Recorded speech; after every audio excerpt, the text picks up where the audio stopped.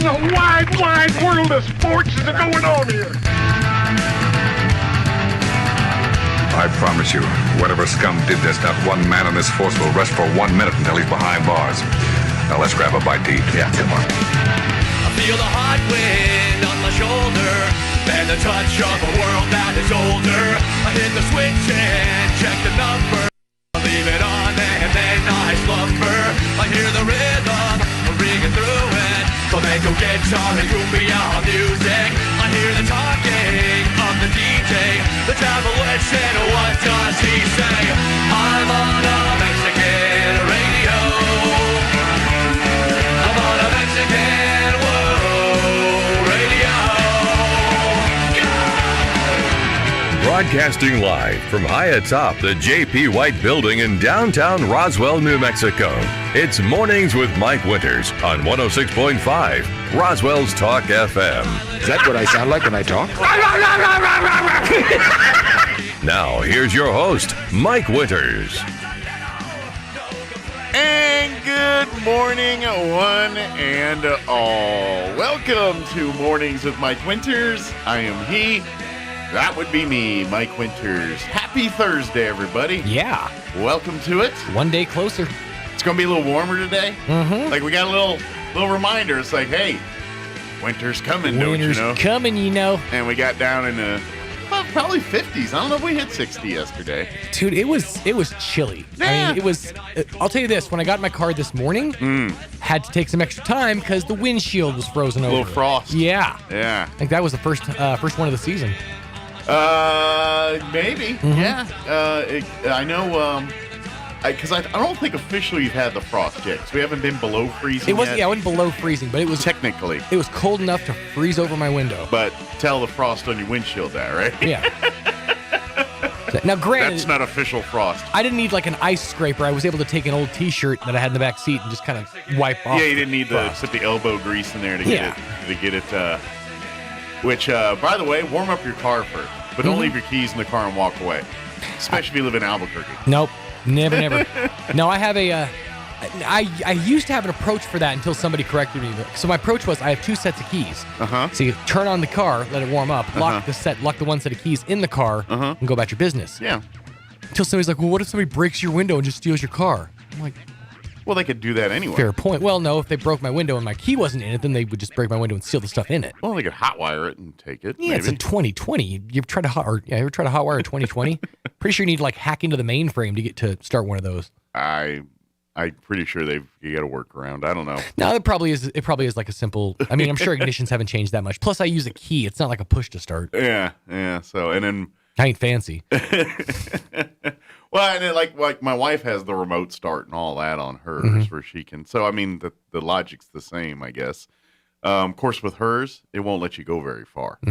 Like, because if she remote starts it with the phone, and it doesn't have the push button key. Hers is a push button. It's not her key doesn't actually plug into anything. Right. So, but if the car left without the key in her purse nearby, it's going to shut off after a couple miles, or I don't know what the distance is on that. So it is, I guess, a little bit more safe than that's what you're a bit talking of about. a fail-safe. Plus, you guys have the garage too, so that helps. Right. So I don't really warm up my car per se. Not yet anyway. I mean, there's been a couple. Like Goliath, I started the car and opened the garage door and let that bad boy warm up a little bit because it was like 20 out. But when it's like 45, no, I don't need to do that. Yeah. So anyway, happy Thursday. Yeah. Welcome to it. Welcome to the almost frost. But here's the thing: we're going to be in the 60s today, like mid 60s today. The clouds and then should be clearing up. 70s and 80s for the next till at least through mid next week. I'm seeing through Tuesday, and ain't nothing below 70 after today for the next several days. Do you think the weather dictates mood, or do you think that mood dictates weather? Because like for the last 2 days, I've been kind of in like a slump, just kind of. Well, and then these last 2 days have just been bleh. And I'm wondering if it's the weather that contributed to that, or if it was just my general malaise that like the weather around us is like reading our vibe and like maybe it's all of the acquiescing. above. All of the above. I like the all of the above because, I mean, there's science behind, the moon's gravitational pull and the way people act in that. And, people swear animals and kids act weird on full moons. I bet there's something to that. So maybe a little of that, compile it with your life and what's going on in it. And then you got a cocktail of what's happening there. Yeah, it's a big mess, a slurry of nonsense for the last couple of days. But hey, sun's coming out and get excited. Sun's out, guns out. Right. Whoever invented that's an idiot. My guns, my arm guns. Hey, where are you going? I mean, it was funny for a hot minute. Right. But, Did you get your tickets yet to the gun show? Let me give you the rundown to this show. No ticket required. No jacket required either, although it is chilly out. It is, I might want to grab a bowl. or a roaster in our neck of the woods. That was back when your mama jokes were big. Back in the day. Your mom was so dumb, said it was chilly outside. She went and grabbed a bowl. You know where I learned that one? Baby's kids. We don't die, we multiply. All right, nostalgia done. Tube, baby. Some people are like, I don't know what they're talking about, but it is. Go look up Robin Harris for you youngins and folks. He was a comedian in the 80s, 90s, passed away too young. And he had one movie to his credit, I think. Well, no, that's not true. He was a bit character in a couple other movies, like I think Harlem Nights. Oh, really? I think he's one of the guys in Harlem Nights, now that I think about it. Okay. If you ever see that movie. Yeah, I'm pretty sure Years ago I saw that movie, but yeah. But Bebe's Kids, the animated film, was, and that was his. Still one of my favorite based movies. Off one of his stand-up bits and all that. But yeah, anyway. This hour, we're going to replay an interview. Earlier in the week, we had local author Larry Sido and Pat Hiddle join us. And, of course, Larry's been on before. He's an author, has written books for adults, mostly, in his series. But he's written a children's book, and it's called Me and Jesse, Me and Danny. And it's right, Chia. And it's a cool little story about childhood of these boys growing up in Iowa and the adventures they go on in the 80s and things and the building of a friendship. It's a kid story, probably for like 4th through like middle school and that ballpark.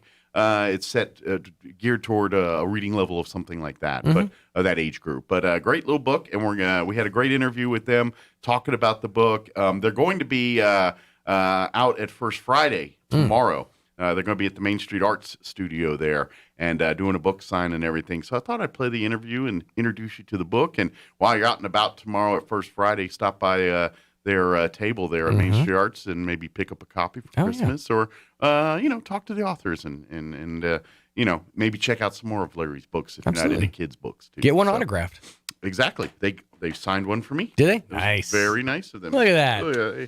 Autographed copy. Boom. Yeah, that was very nice of them. But I appreciate that. But, we're going to play that interview here in just a few. Nice. In the 8 o'clock hour, about 8:15, we're scheduled to have the folks from Job Corps join us. Give us an update on what's happening there. And then in the 9 o'clock hour at 9:15, Lori Schatz with Kiwanis going to drop by and give us a last-minute reminder about Saturday, the golf ball drop, which I was talking with yesterday. The pastor? Yeah, we had the pastor on, and he's with the Kiwanis. And I after our recording session yesterday, Mr. Austin had to go and count golf balls. It's funny. I was kind of eavesdropping on the conversation. He goes, I got to go to the golf course. And instantly I'm like, oh, yeah, he's got an appointment to a tea time or something like that. He goes, no, I've got to go count balls. All right. But yeah, for the golf ball drop. So I wished him luck. Yeah. And then, but yes, so we'll be talking about that. We'll also be talking about the Swearingen and Kelly, the tribute to Simon and Garfunkel concert that'll be happening this Saturday afternoon and evening out at the Roswell Community Little Theater. So she'll join us in the 9 o'clock hour to discuss that. Plus, we'll have all of your regular features or features ordinary that include the news of the local and national variety, along with your town hall business update, your Hannity updates, Kim Commando updates, and whatever else we can come up with for today's show. Very good. All right. There was something I was going to say, and I just spaced out about that, too. Dang it. And it's gone. Yeah. Oh, by the way, real quick, let me throw you out this, since we were talking about First Friday and all that, which is happening tomorrow. But Main Street Roswell also will be is celebrating the holidays. And if you want a collector's item that's very local-centric, the Main Street Roswell is selling beautiful 3D metal ornaments with a gorgeous image of the Chaves County Courthouse on it. Oh. Limited supply of the ornaments are on sale. They're $25 each, or you can get a pair for $40. You can purchase them online, mainstreetroswell.org. But this is a fundraising event for Main Street Roswell. Collector's Christmas Ornament 3D, beautiful metal 3D, and it depicts the Chaves County Courthouse, which is a historic landmark here, completed in 1911. They still have conservators and things like checking out that dome and because of the historical architectural significance of that building. Yep. So, but anyway, if you'd like to get one of these cool collective ornaments, you can visit mainstreetroswell.org. Plus, they're going to be doing the Christmas displays and all that soon, too, so be on the lookout for that. All right, it is 7:16. Let's go ahead and get you up to date on the weather. I'm meteorologist Steve Hamilton with your Pecos Valley weather. It looks pretty good for the next couple of days. We have high pressure moving in behind a cold front. We may get a few clouds early today, but turning sunny in the afternoon. Pretty comfortable daytime highs in the mid-60s. Overnight looks clear with upper 30s, and then we warm up quite a bit tomorrow. We're back to the upper 70s and sunny. Close to 80 for the afternoon high on Saturday, and then we're in the low 80s Sunday. That's your latest forecast. I'm meteorologist Steve Hamilton. Thank you, Steve. Currently 37 degrees here in Roswell. Humidity is at 86%. Winds out of the north at 3 miles per hour. Could see a little bit of patchy fog this morning, but partly cloudy for the most part. Gradually just becoming boring, flat old sunny later today. Expect a high of 66 with winds out of the south, 10 to 15 miles per hour. Tonight, mostly clear with an overnight low of 36. Winds will be out of the south 5 to 10 miles per hour there. Friday, even warmer. Sunny skies, 78 for a high. South winds 5 to 10. For Friday night, skies will be clear. Overnight low of 41 with south winds 5 to 10. Should be a good night for some football out there. For the Goddard Rockets playoff matchup Friday night. Saturday, sunny skies, another beautiful day. Highs near 80, 79 officially, with winds out of the south 5 to 10 miles per hour. Saturday night, mostly clear, overnight low of 44. Sunday, sunny skies, highs in the 80s, 82 on Sunday. Monday, when you go back to work and school, sunny skies, high of 83. So 60s today, but 70s and 80s for the next couple after that. All right, 7:17, Richland. They've got fresh inventory. That's right, fresh inventory at Richland Chevrolet Cadillac GMC on West 2nd.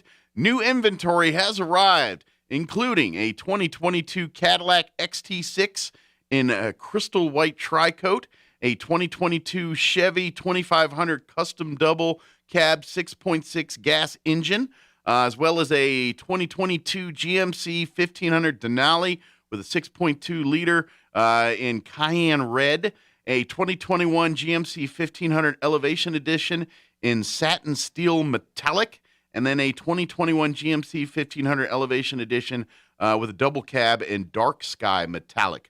Go see the folks at Richland for your next vehicle purchase.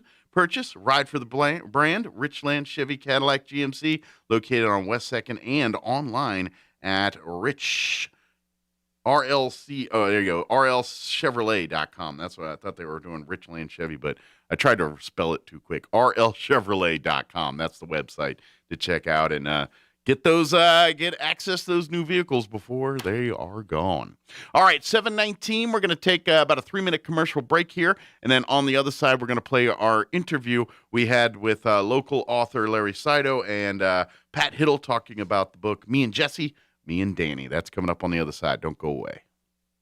Kiwanis of Roswell and the Roswell Community Little Theater present the music of Simon and Garfunkel, performed by folk duo Swearingen and Kelly, Saturday, November 6th at the Roswell Community Little Theater. Fundraiser performance times will be at 2 p.m. and at 7:30 p.m. Reserve seats are $28 and VIP $40. Purchase tickets online at roswelltheater.com or call 575-513-8119. Don't miss this fundraising tribute to the magical sounds of Simon and Garfunkel by Swearingen and Kelly, Saturday, November 6th, 2 and 7:30 p.m. at the Roswell Community Little Theater. This is another commercial from your friends at Roswell Ford, so you're probably expecting to hear about all the great deals here at the Tailgate Nation. Well, we'll get to that in a minute. First, we want to talk about buying a car from you. Roswell Ford is looking for gently used, late model cars and trucks, and if you have one, we're prepared to pay top dollar for it, even if you're not ready to buy anything from us.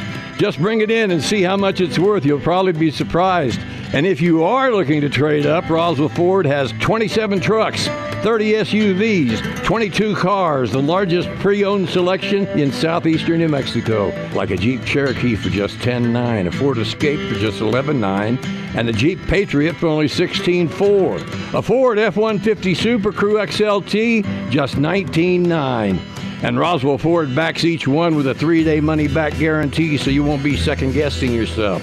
Buying or selling, you can't go wrong when you're doing business with the Tailgate Nation. Roswell Ford. Good morning, honey. Hey, I have to pick up the kids from school this afternoon. Can you call... A home invasion can happen anytime, even when you're at home. Protect your home and the ones you love with whole home security from Zenith Security. The security experts at Zenith Security can monitor your whole home 24/7. So they're ready whether you're there or not. Call Zenith Security Services LLC at 626-3521. That's 626-3521 and get whole home security with Zenith Security Services LLC. If you're faced with a decision on your current job and career path, please consider an advertising sales position with Pecos Valley Broadcasting Company. We have a veteran sales staff to work with and learn from. We represent 5 radio stations and an online platform that reaches thousands of listeners and viewers across the Pecos Valley and beyond. We pay a base salary and expense reimbursement, plus a generous commission plan. Within your first year, you could be earning $35,000 to $40,000 with room for growth. You won't be stuck in an office. You'll have lots of time for your family, and we'll never ask your vaccination status. If you're interested, email jobs@pvbcradio.com and ask to speak with Vice President and General Sales Manager Thomas Beard today. Pecos Valley Broadcasting Company is an equal opportunity employer. Here's a Mornings with Mike Winters fun fact. The Goodyear Rubber Company researched and concluded that shoes wear out faster on the right foot than on the left. To fix this, just walk backwards for half the day. Here's Mike Winters. Joining us in studio this morning, Larry Saito back with us, and illustrator. We got author Larry Saito and illustrator Pat Hiddle this morning. Good morning, guys. How you doing today? Good morning. Thanks doing great. Thanks for coming back and coming and seeing us again. How's life been treating you guys? Just super busy writing and creating, I guess, huh? Absolutely. Awesome. Writing, doing a lot of writing, and Pat's been doing a lot of drawing. Oh, good deal. Well, you kind of went in a different direction this time. Yes. Of course, we had you on about a year ago or so. Talk about your mission series books and those, and those are way different than the book we're about to talk about here. Yes. But so I got to ask, what kind of inspired the change of direction here for you? Well, I had been telling stories wherever I was about some of the foibles of my son and his best friend Jesse. Okay. And someone said, why don't you write those down and write a book? And so that's how the book came about. Okay. Now, the book's called Me and Jesse, Me and Danny. Right. And now, I was reading the synopsis online here. The setting for this one is in Iowa, right? Yes. So this like I know you'll know a lot of local references in some of your books and things. This one is takes place in predominantly in Iowa, I guess. Yes, western Iowa, a little town called Soldier. Okay. The town is probably lost because it's a town of 250. And so if you blink, you miss it. You literally can. You can drive right past. And I did that in a snowstorm going to another town. Okay. And you and about 10 other people probably did the same thing. Just drove right by it.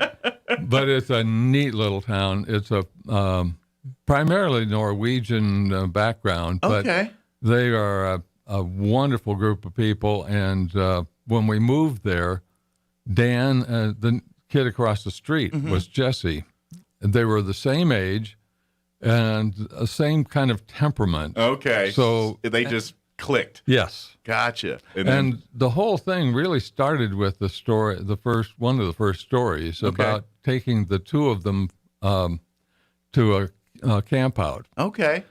We had a little cabin in Nebraska, took them there, and make a long story short, at the campfire, they were out there playing with the fire. I was inside trying to get a lamp going, and all at once I heard somebody talk to them. And they came running through. I thought they were going to crash through the screen door. It got their attention. They did. And so I said, well, who is it? Well, I don't know. Never saw him before. So we went out there, and he wasn't there. You could see for miles around, and there was nobody there. So that was the beginning of, a little bit of imagination. Oh, cool. So it's really an adventure, probably a bit of a friendship buddy story. Definitely. And coming of age a little bit, where these kids go through the adventures together and slowly puts them on that path to adulthood. That's right. There are cool. a lot of things that happen during the summer. Okay. Down by the river, chasing a salesman who they think is a spy, those kinds of things. You know what this reminds me of a little bit is if folks can remember, they made a movie out of it, but it was originally a Stephen King book called The Body, but it's Stand By Me, the movie they made in the 80s. That story, it feels like it's got a lot of that flavor to it, that adventure and kids, being kids and experiencing things on the way. And it's really like at the end of the day turns to be a real coming of age story. And it's just set in this unique time period or this unique location. That's really cool. Right. I got to ask, because my boss, Gene, who does our morning show and our teas and everything, he's from Iowa. Oh. So he's from Clinton, Iowa. Where would that be? And I'm not very good geography-wise with Iowa. Or in relation... Clinton is quite a ways south. Okay. This is midway between Sioux City and Council Bluffs. Okay. See, I think he would love to start talking Iowa with you. Yes. Very close. Yeah, him and his wife, they grew up in the Clinton, Iowa area. Oh, yeah. It's a neat area. Is it? Yeah. I'm not familiar with Iowa. I've never been. This part of Iowa is in the middle of the Luss Hills. Okay. And it's a geological feature that is only found in one other place in the world. Really? In China. Interesting. It stretches from north of Sioux City down to almost Scotts Bluff. Luss is literally wind blown or dust blown. Okay. The wind created these hills, and they are beautiful to wander through. Neat. Yeah, I've never been at that area before, and maybe I'll add that to the bucket list of something to probably something to see. Yeah, probably something well worth going just to see Soldier. Yeah. So now your kids' book here. Obviously, this is the third printing here of this, or third run of this, so it's pretty popular here. Yeah. We got more coming soon. But as far as this is a children's book, but as far as you thinking upper elementary, middle school? Yeah, I would age? think upper elementary. So maybe 4th grade to 7th, 8th grade, something like that. Yeah, because that's the age of the boys. Okay, so that's probably the reading level here Right. we're talking. Of course, I would imagine if they're a little younger than that, you want to read as a family together, Right. as the parents, sit down and have story time afterwards. My son is now in his 40s, and when I sent him the rough draft, he sat down with his kids and read it. And so they were your sounding board, and your and then I called Jesse. He lives in Iowa yet, and he said he told me one of the stories that's in there that I did not know. Really? It's called The Bomb in there.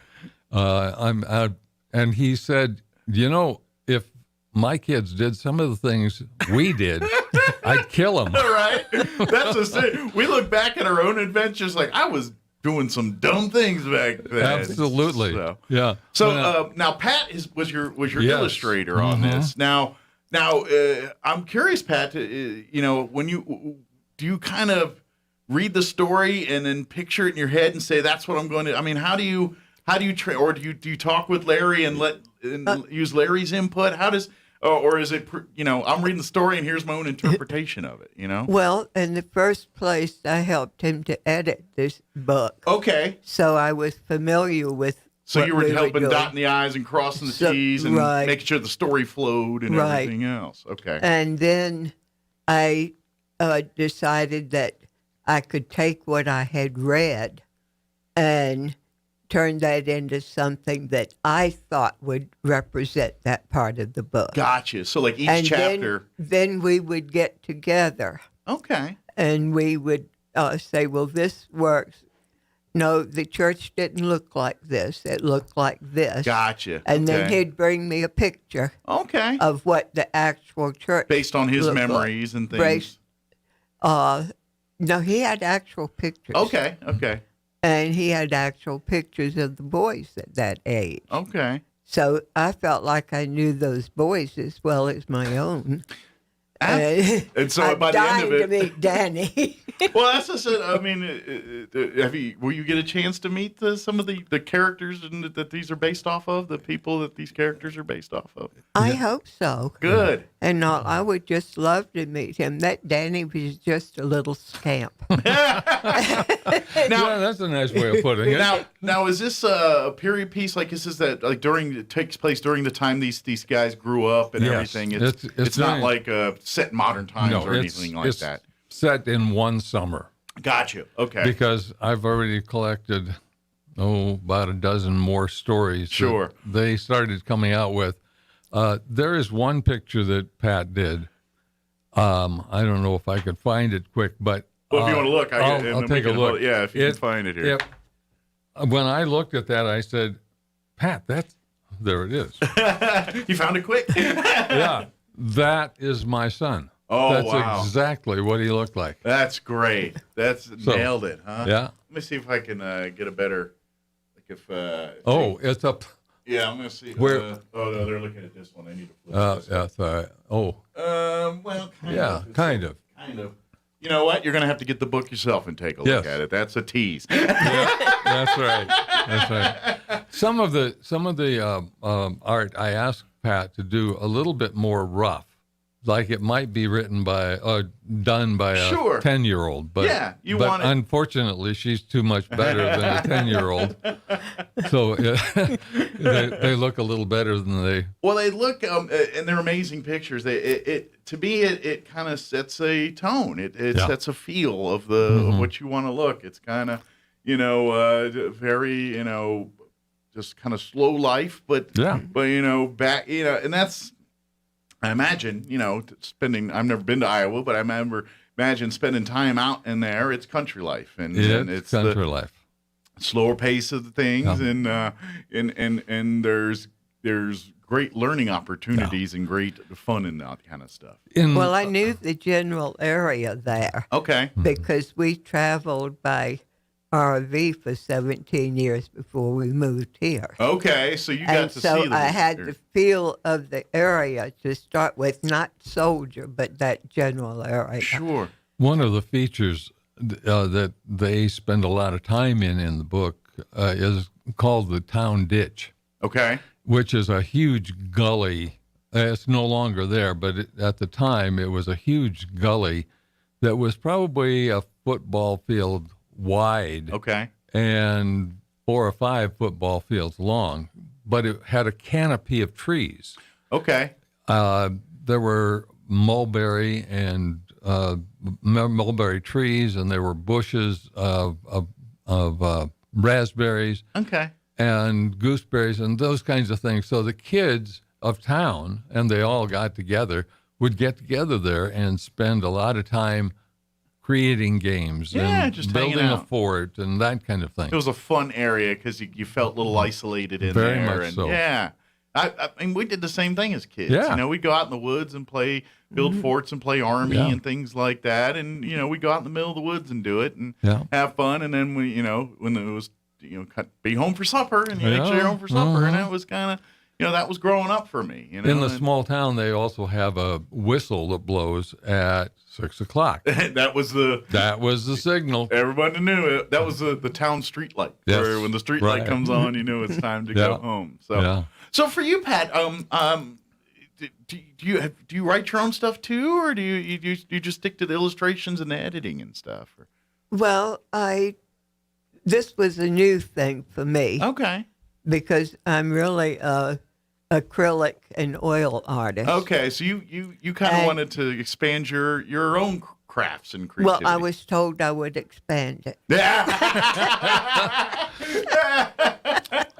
And it was quite a challenge for me. Sure. To do just the line drawings of it, because when I'm painting, I don't do drawing. Gotcha. I do it with my brush. Whereas a drawing is more detail oriented, where the brush you kind of free flowing, where the mood takes you a little bit. Correct. Okay. Now, do you now that you broke in and did it? Did you find out you really enjoyed doing it, or you're like, no, I'll stick to my painting? It's interesting. It's opened a whole new world. Sure. Of art for me. So you probably got inspired to maybe take your painting and stuff in different directions because of this. Well, I have some of them at the gallery. Okay. Some of the original prints that when we do the book signing. Okay. Then we'll have some of the original. Gotcha. Pictures collector's from the book. Items and things. Some signed copies, artwork and things. And while we're there, we'll be there Friday evening. Okay. For Friday, First Friday. This Friday, is this Friday, First Friday? Sure enough is, isn't it? And he'll be signing books. And you're going to be at the Artist Gallery here across the street? Yes. Right.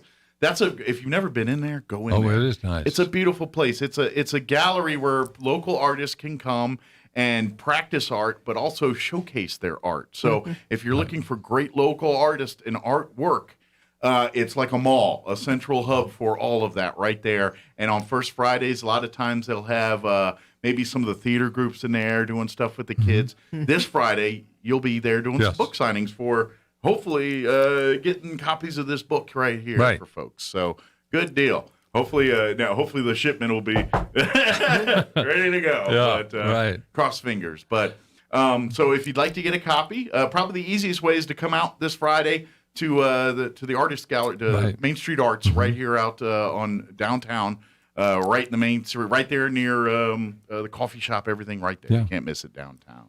There will be more copies there even after the book signing. So if you can't make it Friday night, stop in there. Maybe you're at a football game or something. I've been selling them. I'm an artist there too. Okay. And so you got some of your artwork there too? I have some of my artwork there. All right. Get a Pat Hiddle original. Right. That's right. Yeah. I feel like it's got a ring to it. We could do like a whole Pat Hiddle original. I think we can start a company. Sounds like a song, doesn't it? Definitely some marketing right there we can do something with. But we've also talked about doing another one that I've started based on my experiences living in a mortuary. Oh, lovely. And we're beginning that. I haven't, I've got the first story. I got to do the puns. People are going to be dying to read that. They will. I cannot not do that pun. I have to do it. Well, if we'd been a few days earlier, we'd have been just in time for Halloween. It would have worked right in here, too. But let me ask, Larry, I mean, has this, after this experience writing me and Jesse, me and Danny, has it opened the door for more children's books in the future, maybe? Yes. Okay. We're working on that. Good. But, it's one of those things where my writing is... Well, you have the series. Yes. On the one side here, is this going to turn into a series, you think? I believe it will. Okay, good. Well, Jesse, me and Danny series. Right.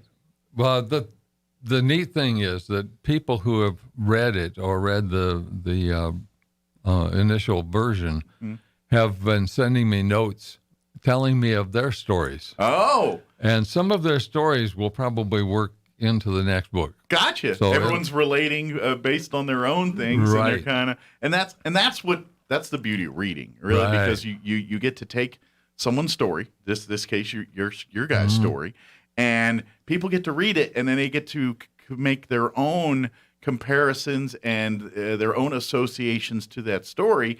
And like you said, a lot of times it reminds them of their own childhood and their own experiences. And who knows, maybe reading this with your own kids starts setting the table for a new family adventure, Right. sparks an interest in a new family thing. So One thing, I had a friend who wrote to me and said, you got the name wrong. Grammatically, it should be Jesse and me and Danny and me. And I had to write back and said, that's not the way 10-year-olds talk. yeah, this is through the mind of a 10-year-old. And their English teacher was one of those I sent a copy to, and she didn't say anything about that. Yeah.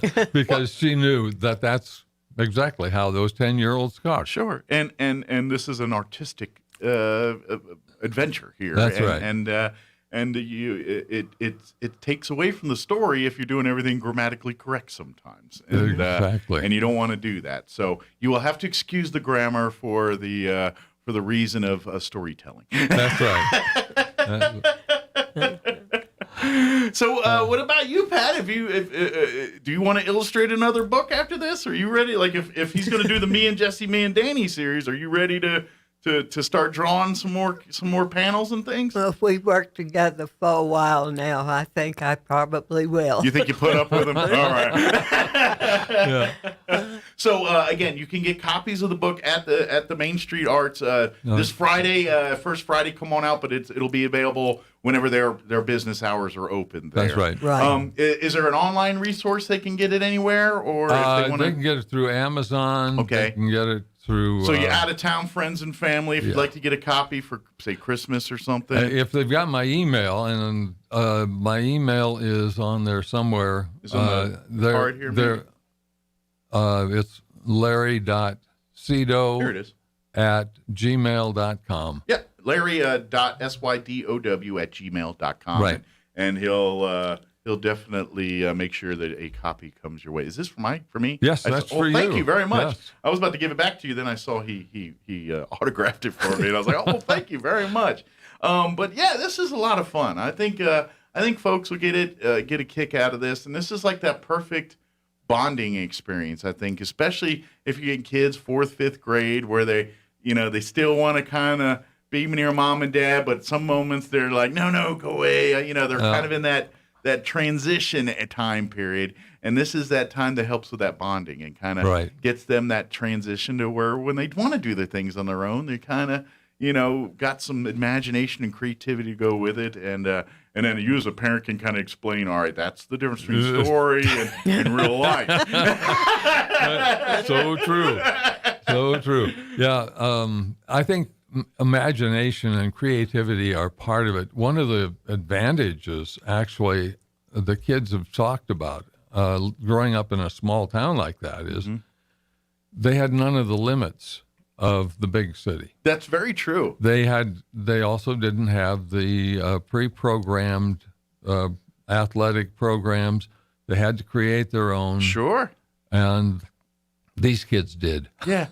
Well, and I think so many people relate to that because every kid in small town USA probably had a similar story or something, especially if they're all in the age period, in the time period of these children in the book. I mean, that was the way of the world at kind of that time, and it was a happy, simpler time in many aspects. So true. Yeah. Well, as a girl growing up, I was the only girl in the area that didn't play with dolls. You were like, no, I want to play with the cool kids. Yeah, the boys. There were 9 of them, and I ran around with the boys. I had to learn to play baseball. I had to learn to play football. I had to learn all the things that the other girls weren't interested in.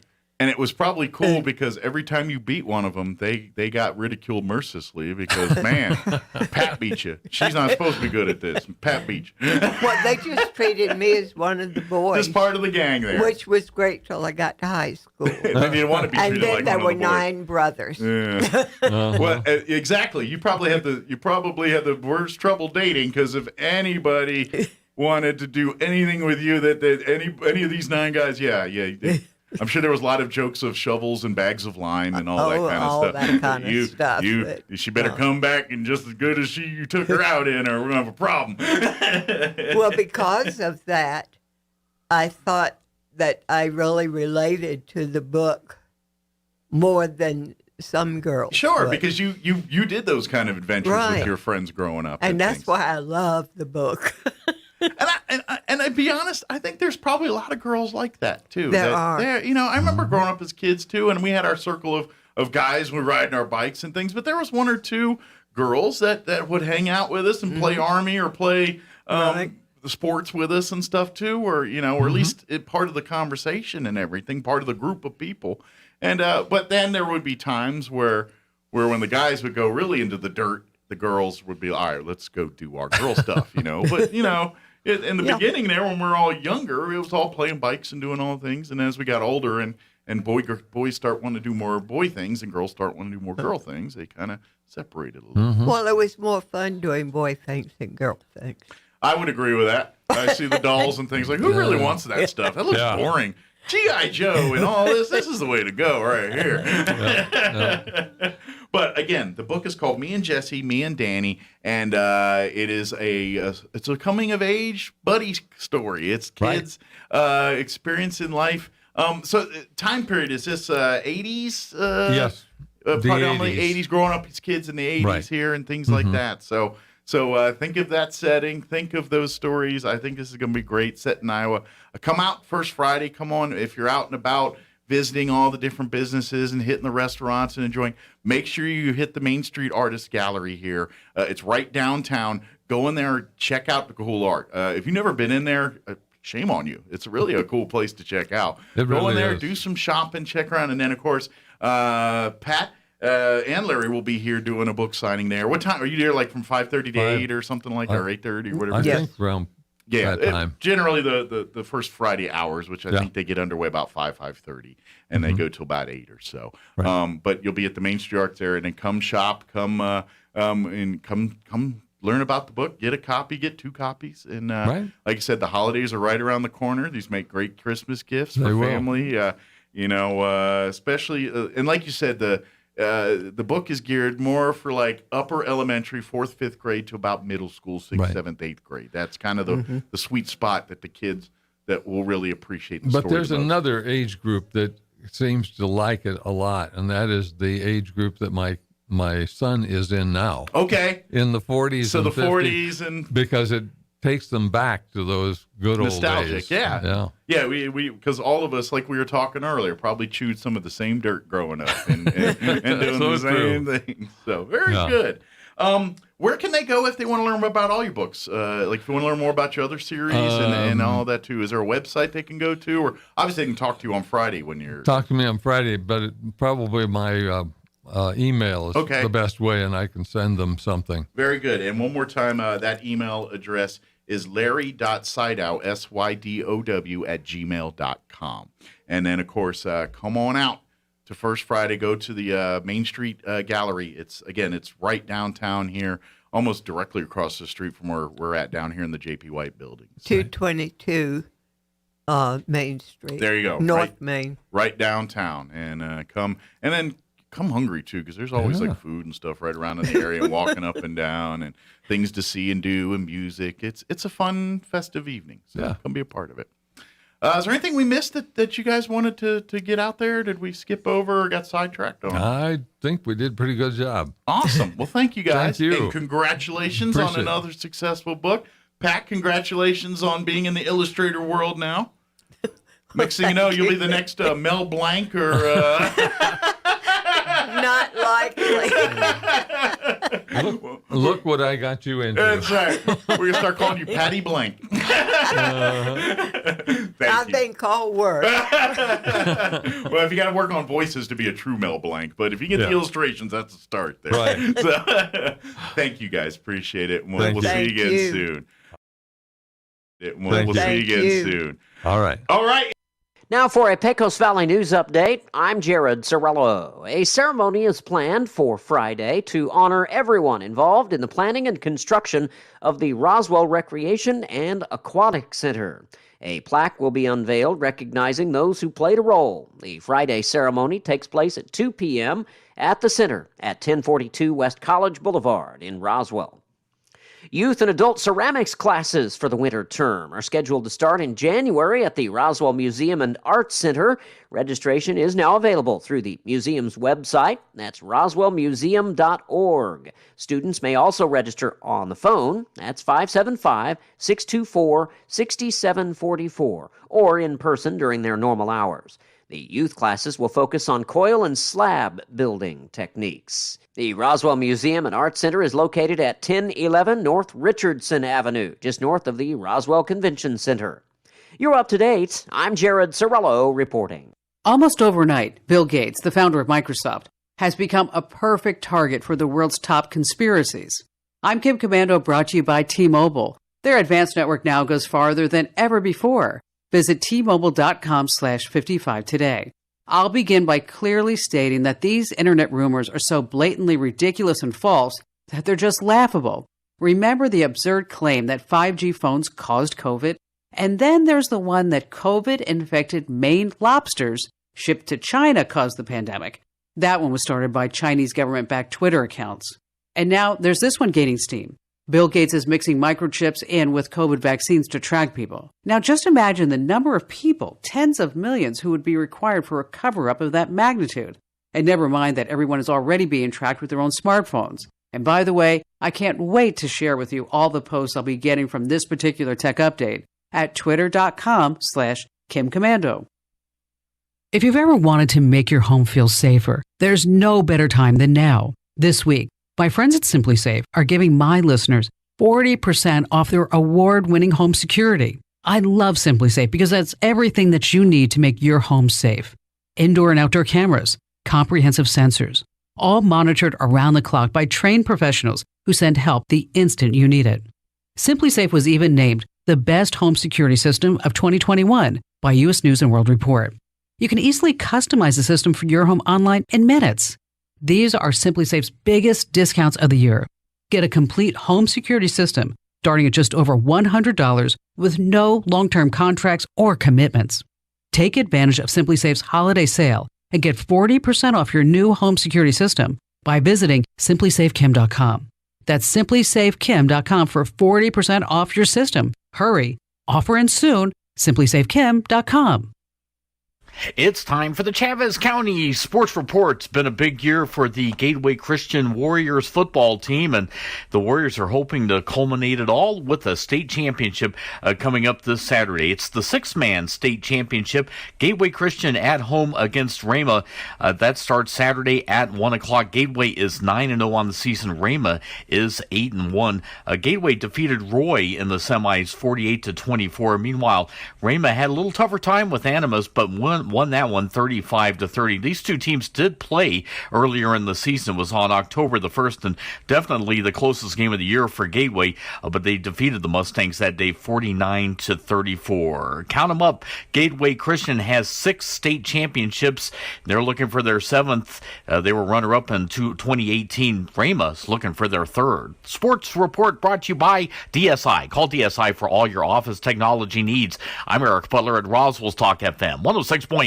In News Business Brief, I'm Bill Alexander. Deere executive said Wednesday that the company would not return to the bargaining table with striking workers who make the iconic John Deere green tractors because it would not offer a better contract than the one they rejected that included immediate 10% raises. Deere and Company officials said the deal the United Auto Workers Union rejected on Tuesday represented the most it could offer and still keep its costs competitive. The daughter of a South Florida county commissioner pleaded guilty Wednesday to stealing $300,000 in COVID-19 relief funds. 28-year-old CEO Damara Holness pleaded guilty in Fort Lauderdale federal court to conspiring to commit wire fraud. She faces up to 20 years in prison. On Wall Street, the Dow up 105 points to close at 36,157. The Nasdaq added 162 to 15,811, and the S&P 500 rose 30 points to 4,660. With the SRN News Business Brief, I'm Bill Alexander in Washington. You may have heard of SmartHub. SmartHub is Central Valley Electric's online tool for members to manage their electric account. With SmartHub, not only can you securely pay your bill online, you can view your detailed electric use 24 hours a day. You can report an outage while staying up to date with the latest co-op news, compare past and current electric use. Sign up for paperless billing or reoccurring payment so that your payment is never late. The best thing is you can access SmartHub from your computer, tablet, or smartphone, so it goes everywhere you go. Visit cvecoop.org to get started or give us a call. Wakefield Oil Company is a name you can rely on with full service at the pump the way it used to be. You can expect service in just 15 seconds. They offer bulk fuel and oil services and even diesel exhaust fluid. Wakefield Oil Company will deliver to farms, ranches, dairies, the oil fields, and more with dependable service you can count on. So the next time you need service or delivery, go with the name that locals have trusted since 1983. Wakefield Oil Company, 311 South Virginia in Roswell. Let them earn your business. Have you ever had anything precious entrusted to your care? Maybe it was the family pet or a house-sitting job. Perhaps it was your first car or a big promotion at work. We're all called to be good stewards of many things in life. Take a moment to reflect on your own lifestyle. How are you managing your time? Are you putting your talents to work? Are you being a good steward of the treasures that you've been blessed with?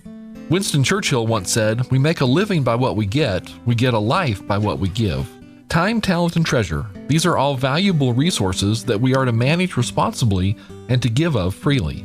It was clear from the beginning that man was created to work, and that work is the stewardship of all that God has entrusted to us. Join us at the Country Club Road Church of Christ for worship at 10 a.m. on Sunday, located on the corner of Country Club and Washington in Roswell.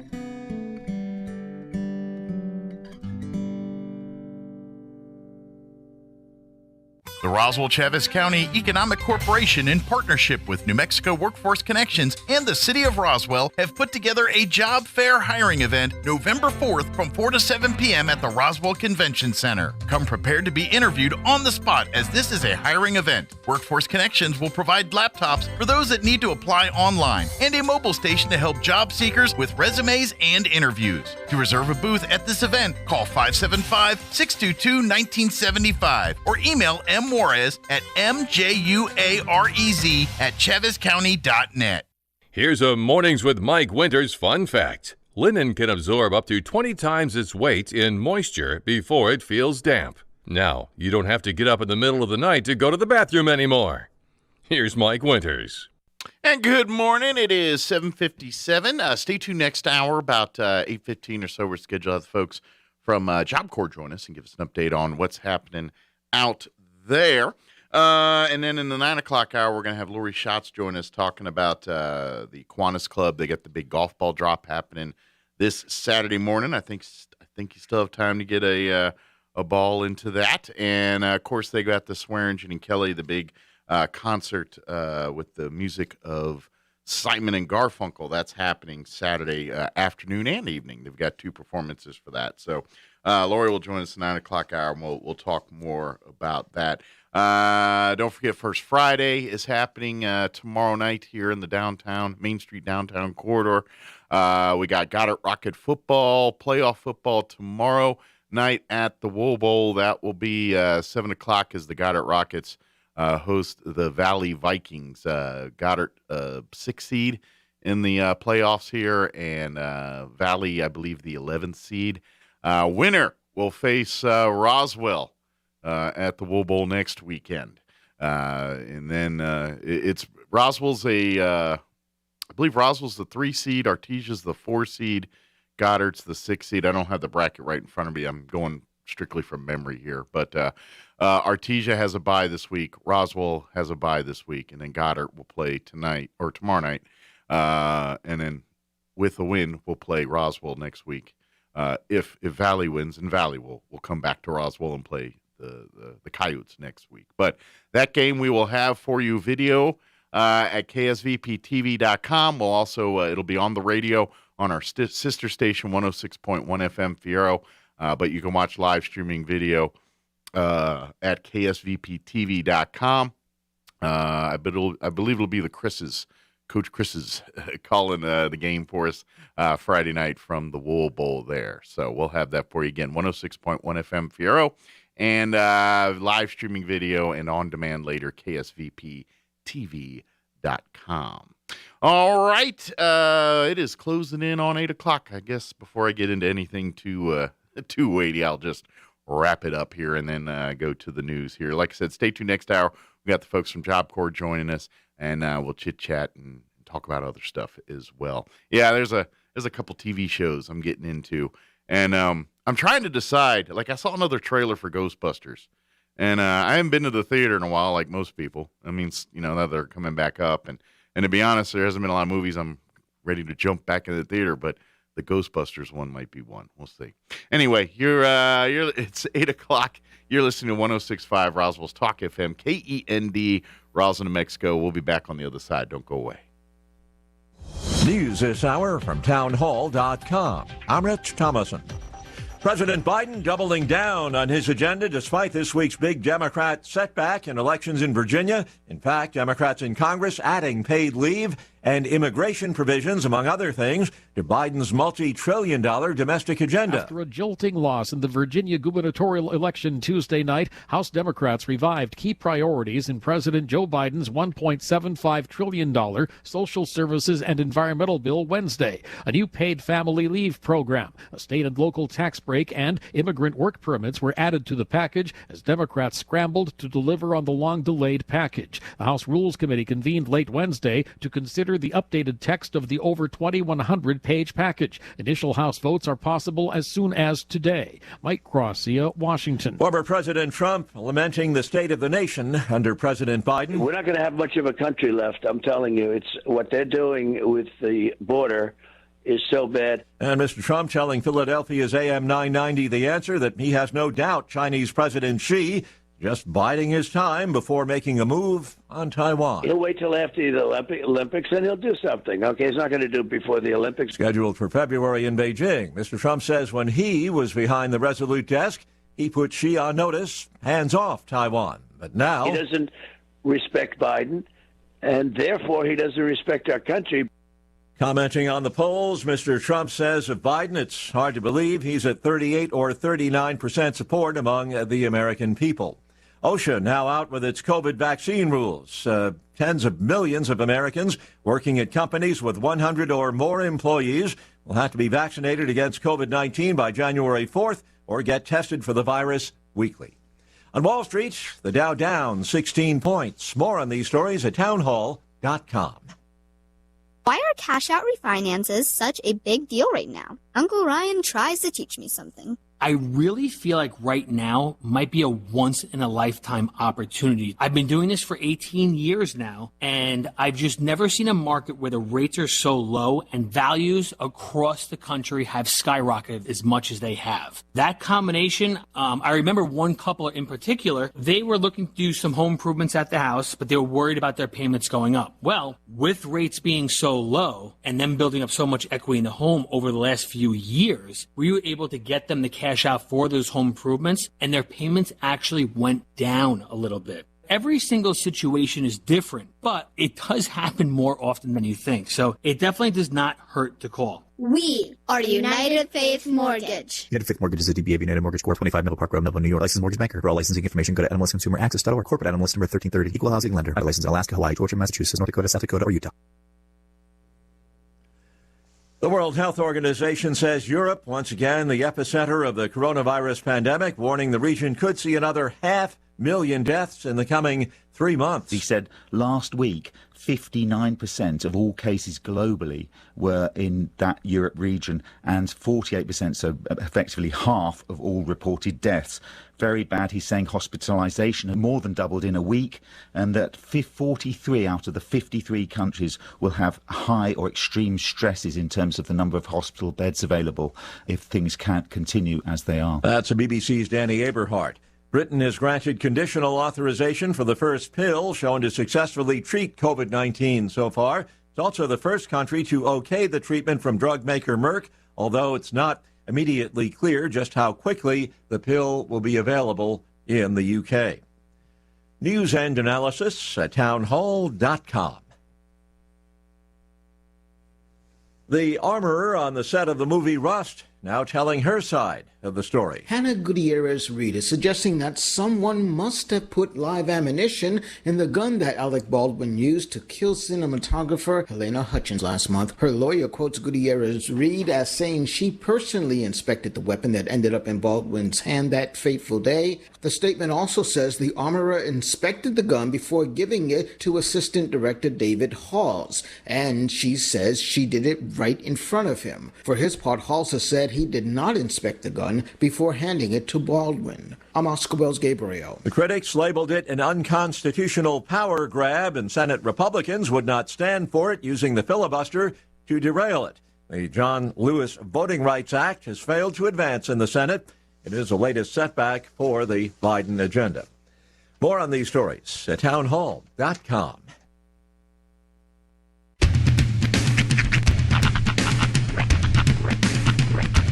What in the wide, wide world of sports is going on here? I promise you, whatever scum did this, not one man on this force will rest for 1 minute until he's behind bars. Now let's grab a bite to eat. Yeah, come on. I feel the hot wind on my shoulder and the touch of a world that is older. I hit the switch and check the number. It on and then I slumber. I hear the rhythm ringing through it. Flamenco guitar and cumbia music. I hear the talking of the DJ. The devil said, what does he say? I'm on a Mexican radio.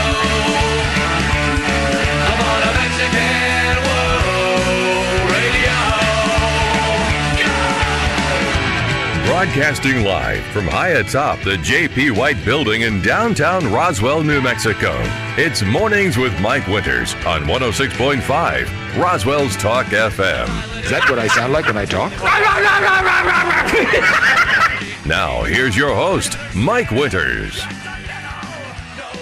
And good morning. It is 6 minutes after 8 o'clock. Welcome to hour number 2. Diggity deuce. Of Mornings with Mike Winters, right here on 106.5 Roswell's Talk FM. Happy Thursday. Yeah. Welcome to the back half of the week. Mm-hmm. Hope all of you are having a wonderful day. Oh, it's quite nice. Good news is, as the week progresses, so does our weather. Yes. We will get progressively warmer. The sun is supposed to come out at some point today. Yeah, we're going to get like mid-60s. Mm-hmm. And tomorrow, we're going to be like in the mid to upper 70s, even 80s by the weekend time frame. So maybe I'm wrong on this. Every year is different. I know we live a whole year of like seasons, and I forget. It feels like this year it went from hot to freezing cold way quicker than it usually does. Yeah. Like it seems like this year we went from like 80s and 90s to like 30s and 40s overnight. I don't know. It's very weird because it's like extra hot one day, then extra cold one day, and then extra mild. You know what I mean? It's like let's face it, today and tomorrow, today's weather is supposed to be fall. You know what I mean? That's today's like the Goldilocks day, and then now we're gonna get back up into temps that are a little bit above fall-like for us. So I don't know. And I am curious because we've had far more moisture this year than we have in the last few. I'm not complaining about that. I'm not at all. Yeah. So I'm curious what it's going to do to our winter time. Like, are we going to have an extra heavy winter season because of it? I haven't consulted the almanac. Maybe they can remove some of the adjectives from drought. So we'll just be in a regular drought as opposed to an extreme or dramatic. Or colossal. I think it goes from like traumatic to like devastating. Colossal or apocalyptic, I believe we were at one point. Mega. There's like 2 drops of water betwixt you. I think that was one. Yeah, I'd just love to get back to regular old drought. You know what I'd like to see? I'd like to see us bring back the word betwixt. Betwixt? You never hear it. The last time I literally heard it was in the Mr. Big song. I say it very, very rarely, and it's because it's not part of my just lexicon of words Sure. that kind of, and I like to say I have a pretty good lexicon of words I like to throw out there every once in a while. But yeah, betwixt is one I don't throw in very often. I don't know. And I maybe it's just because a lot of people didn't say it around me growing up. Well, I just remember hearing it in the song "To Be With You" by Mr. Big. Yeah, that's specifically where it comes up. I'm actually looking to see if it says that. I would hear it a lot in does. TV shows and movies and what have you. But as far as people saying it, my regular day, I didn't have a lot of people say betwixt. Yeah, it almost never comes. But I'd love to see that word come back. I feel like betwixt feels. I mean, it feels like a perfect word because it really does work. It's betwixt, and it like hit right in the middle of betwixt. Maybe Twix put a kibosh on it by owning the rights to betwixt. That's what it is. You got to figure out if you're left betwixt or right betwixt. Well, they probably locked that down long before they figured about pitting the left versus the right on the Twix side. Oh my gosh, it doesn't actually say that. Huh. See, I always thought the line was, when it's through, things betwixt the both of you. Uh-huh. It's, when it's through, fate will twist the both of you. Ah. See? Monster truck. I was today years old. That was an inside joke. Laheim. That's funny. Yeah, now I'm wondering, is betwixt a word or am I making this up? That is a word, right? No, I've said betwixt. I've heard it. I've used it. I don't know about the song of which you referenced, but yeah, that is a word. Okay, it is, yeah. Betwixt, between two people or things. He took it betwixt the thumb and forefinger with a connoisseur's care when used in a sentence. All right. We learn something new every day. There you go. I do have a question.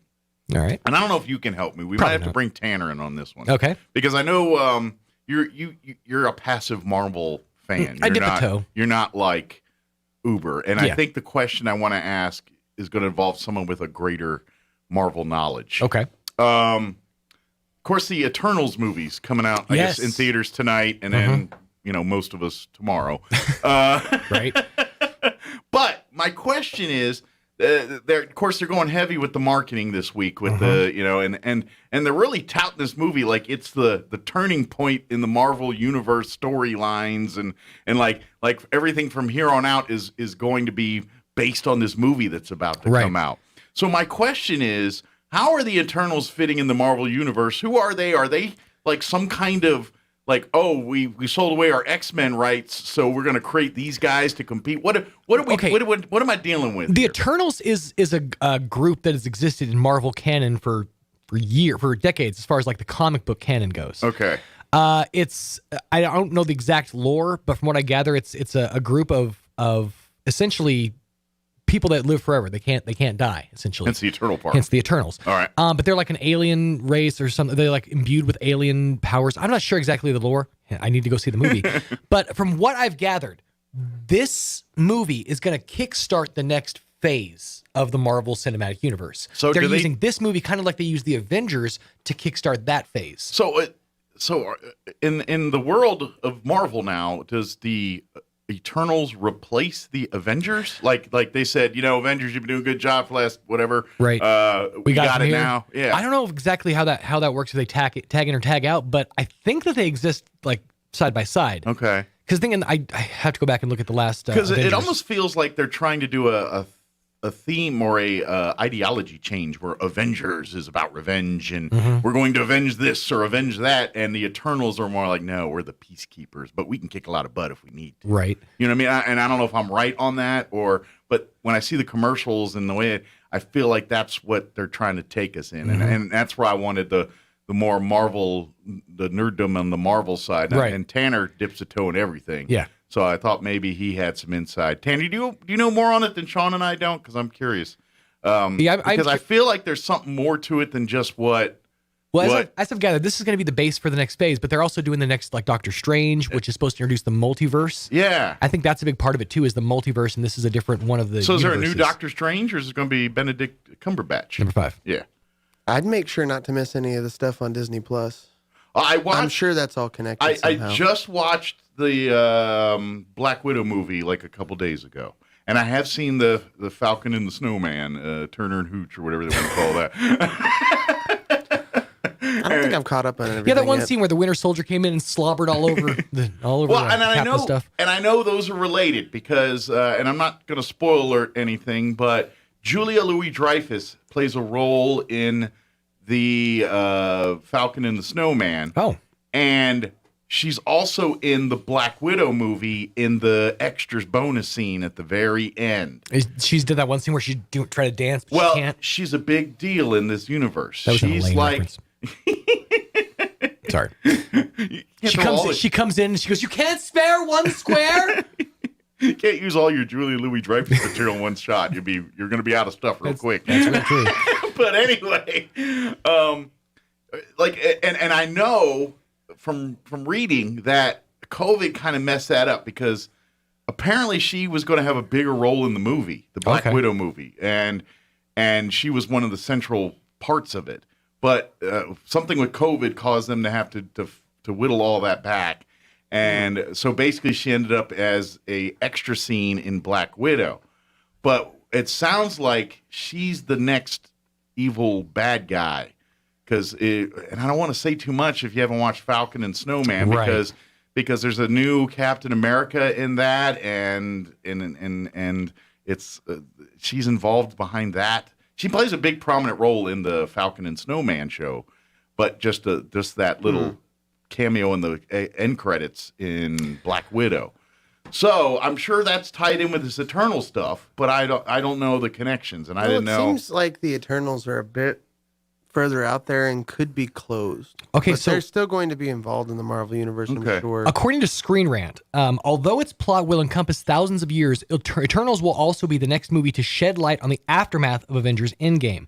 After Shang-Chi and the Legend of the Ten Rings, features a star-studded cast. Eternals follows a group of ancient superpowered aliens who have secretly shared the Earth with humans for millennia. While the movie's not exactly a direct sequel to Avengers Endgame, a crucial part of its story does seem to branch out from the Avengers' final stand against Thanos. Okay. So they're going to be interconnected, obviously. I figured. Yeah, Hulk's but they didn't snap caused the emergence. Hulk snap? When he... The central events of Avengers Infinity War and Avengers Endgame to Icarus, telling him that the sudden return of the population provided the necessary energy for the emergence to begin. Yeah. So it sounds like the emergence might have brought forth or gathered the arrest of the Eternals. Yeah. And see, here's the confusing part, too, is the Black Widow movie isn't in the timeline of things. It's in between stuff, or in betwixt, as Sean would have said. Nice. Because excuse me. We all turn away from the mic. Sorry. I had a sneeze coming. But what, because that timeline is like after the Winter Soldier, Civil War. I'm sorry. It's after the Black Widow picks up after events in Civil War. Okay. And then, so it's in between. So everything that happens in the Black Widow movie is before Endgame and that all that happens. So it's in between there. Okay. But the trailer scene, the Endgame scene that Julie Louis, that's after Endgame. And okay, if you've seen Endgame and all that, you know Black Widow doesn't make it. Right. Right. Spoiler. Spoiler alert there. So that's how you know it's that, because one of the central characters in Black Widow shows up at the grave of Black Widow, and then Julie Louis-Dreyfus shows up. So that's where and that's where I think the Eternal part, and then the Falcon and the Snowman, or Jake and the Fat Man, whatever that's Winter called. Soldier. Just say Winter Soldier. Say it one time. Just one time. Winter Soldier. Thank you. Because I see people just screaming at their radios, "That's not a snowman!" But I think that, okay, so from what I've gathered, yes, I think that the events happen somewhere between Civil War and Endgame, is my guess, and that the snap, the Smart Hulk's snap, started a series of events that kicked, like, that opened up that channel to the multiverse that kind of like let the Eternals through. Okay. Or let a bigger threat through that now the Eternals are rising up to take out. Okay. So to speak. Now I have to go do country radio. All right. So when does Jake and the Fat Man come into this? You know, I'm waiting for that reboot. It's bound to happen eventually. The Fat Man's got like nothing going on there. And I'm sure there's, because I haven't fully watched the other one on Disney Plus, the Vision and what's her name, the Witch or whatever. WandaVision's Yeah, that show. I've only watched a couple episodes of that, and I'm sure there's stuff in there that's going to lead me to eternal questions too. I feel like the Eternals is going to be a bit more closed. Yeah, okay. It'll be connected, but I think it's focusing on them and their stuff. Because the way the trailers are going right now, it almost seems like that's like the next chapter in the book of Marvel, almost. But I could be wrong. If they're eventually going to get to Galactus or something. Yeah, and see, that's where I don't know any of that stuff. Depends. I really don't know either. I was out like after Iron Man 1 as far as knowledge of comic book stuff.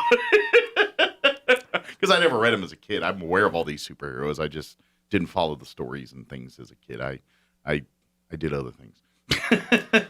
I'd say just watch what you can, and as they release more stuff, you'll see where they're going with it. Yeah, I'm sure. I just didn't know, I just don't want to, movies nowadays, they want to agenda everything on me. And I'm like, I just don't need something if it's just going to, I'll go see the movie, but if it's going to be a 3-hour agenda movie, or is it going to be something that, some fight and some cool stuff. And at the end, I'm like, that was entertaining for 2.5 hours or 3 hours or whatever long it is. Watch the new Spider-Man that's coming. Yeah, I like those. That's going to be good. Yeah. I'm crossing my fingers and hoping that it's good and it's not just a mess. I'm really hoping this Ghostbusters is good too. I keep seeing the trailers, like they just showed one with the Stay Puft and they're making s'mores with him, and I laughed hard, and I'm like, I'm looking forward to seeing it, but yeah, that one doesn't look cringy. It looks good. I hope. But I got a feeling they're setting me up. Mm-hmm. Like all the best stuff was in the trailer, and then I'm gonna watch this thing and be like, I was a turd.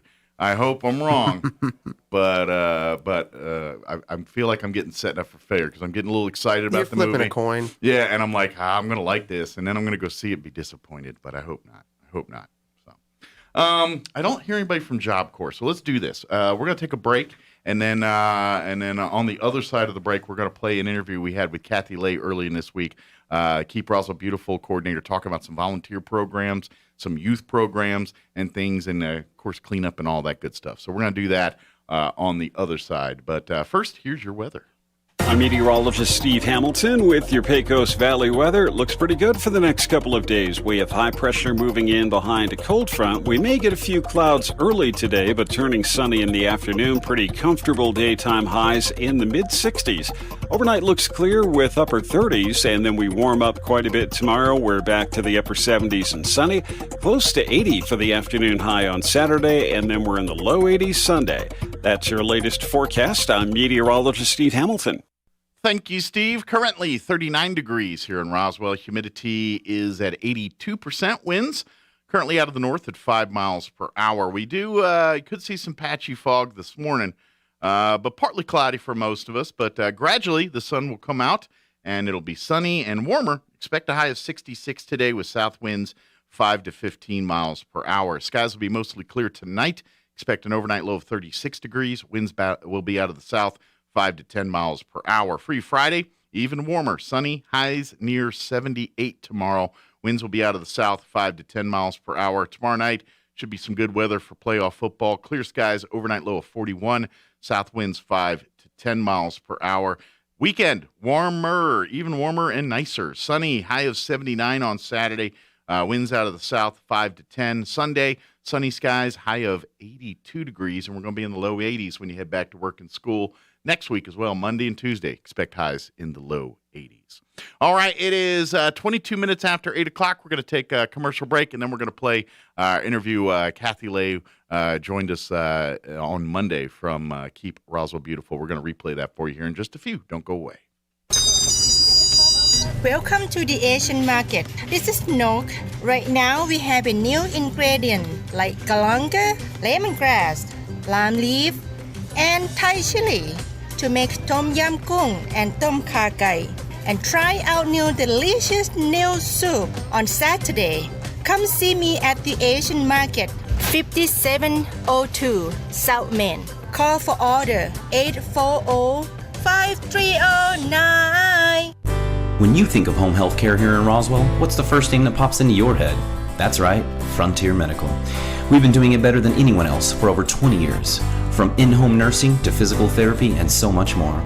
Doctors and hospitals from Albuquerque to Lubbock and everywhere in between have been trusting their patients to us here at Frontier Medical. So when it's time to make a choice, remember Frontier Medical. 575-627-1112. Frontier Medical. Name to remember. The Roswell Chaves County Economic Corporation, in partnership with New Mexico Workforce Connections and the City of Roswell, have put together a job fair hiring event November 4th from 4 to 7 p.m. at the Roswell Convention Center. Come prepared to be interviewed on the spot, as this is a hiring event. Workforce Connections will provide laptops for those that need to apply online and a mobile station to help job seekers with resumes and interviews. To reserve a booth at this event, call 575-622-1975 or email M. Juarez at mjuarez@chavezcounty.net. Wait for it. It's coming.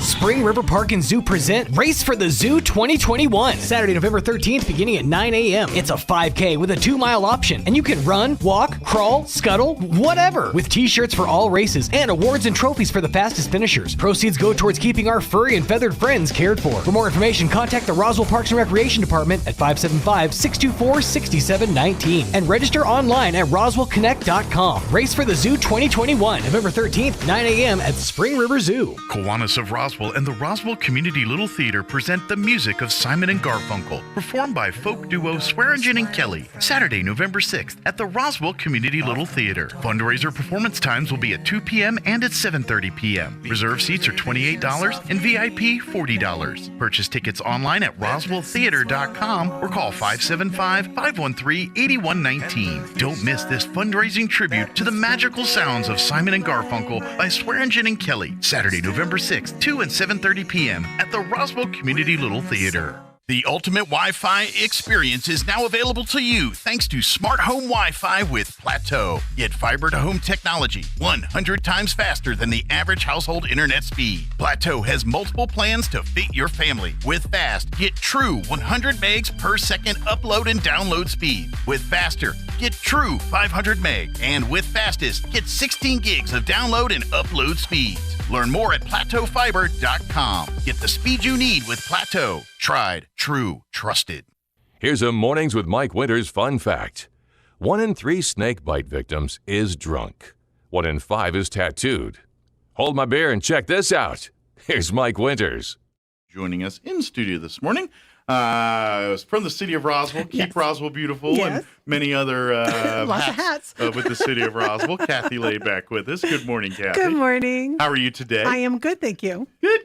Yeah. Well, for folks that don't know, Kathy is taking over with the city, and she's Keep Roswell Beautiful coordinator. Correct. That's correct. That's one of the titles. One of the titles, and then volunteer and outreach coordinator. Yeah, which does a lot of different things. Yeah, which all falls kind of under the same umbrella. It's very close. If you think about it, a lot of Clean and Beautiful's mission statement involves getting volunteers involved. Absolutely. And being a part of the greater good for our community. And that's what all of these roles that I kind of fill have to do with, involving the community in making our community a better place to live. Yeah, absolutely. And that we all kind of working together, and that we partnering in ways with the city's programming and with the city's opportunities to be able to open that door so people can do that. Absolutely. Yeah, it's our yard, our home. Yes.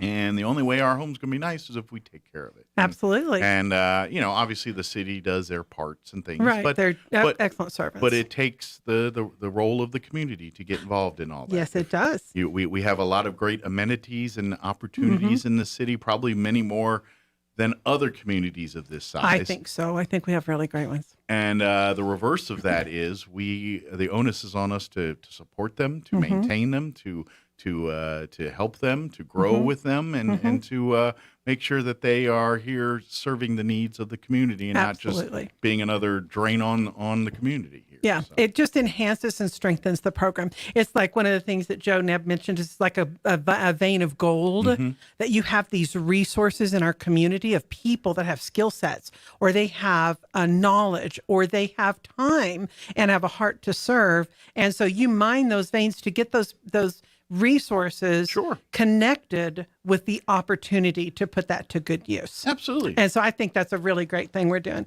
We also, with one of the things as far as with Keep Roswell Beautiful, we partner together with different groups to do events and stuff. And that's like this first one is the next, or the very next one that we're involved in. We just did the big cleanup with the Hispano Chamber.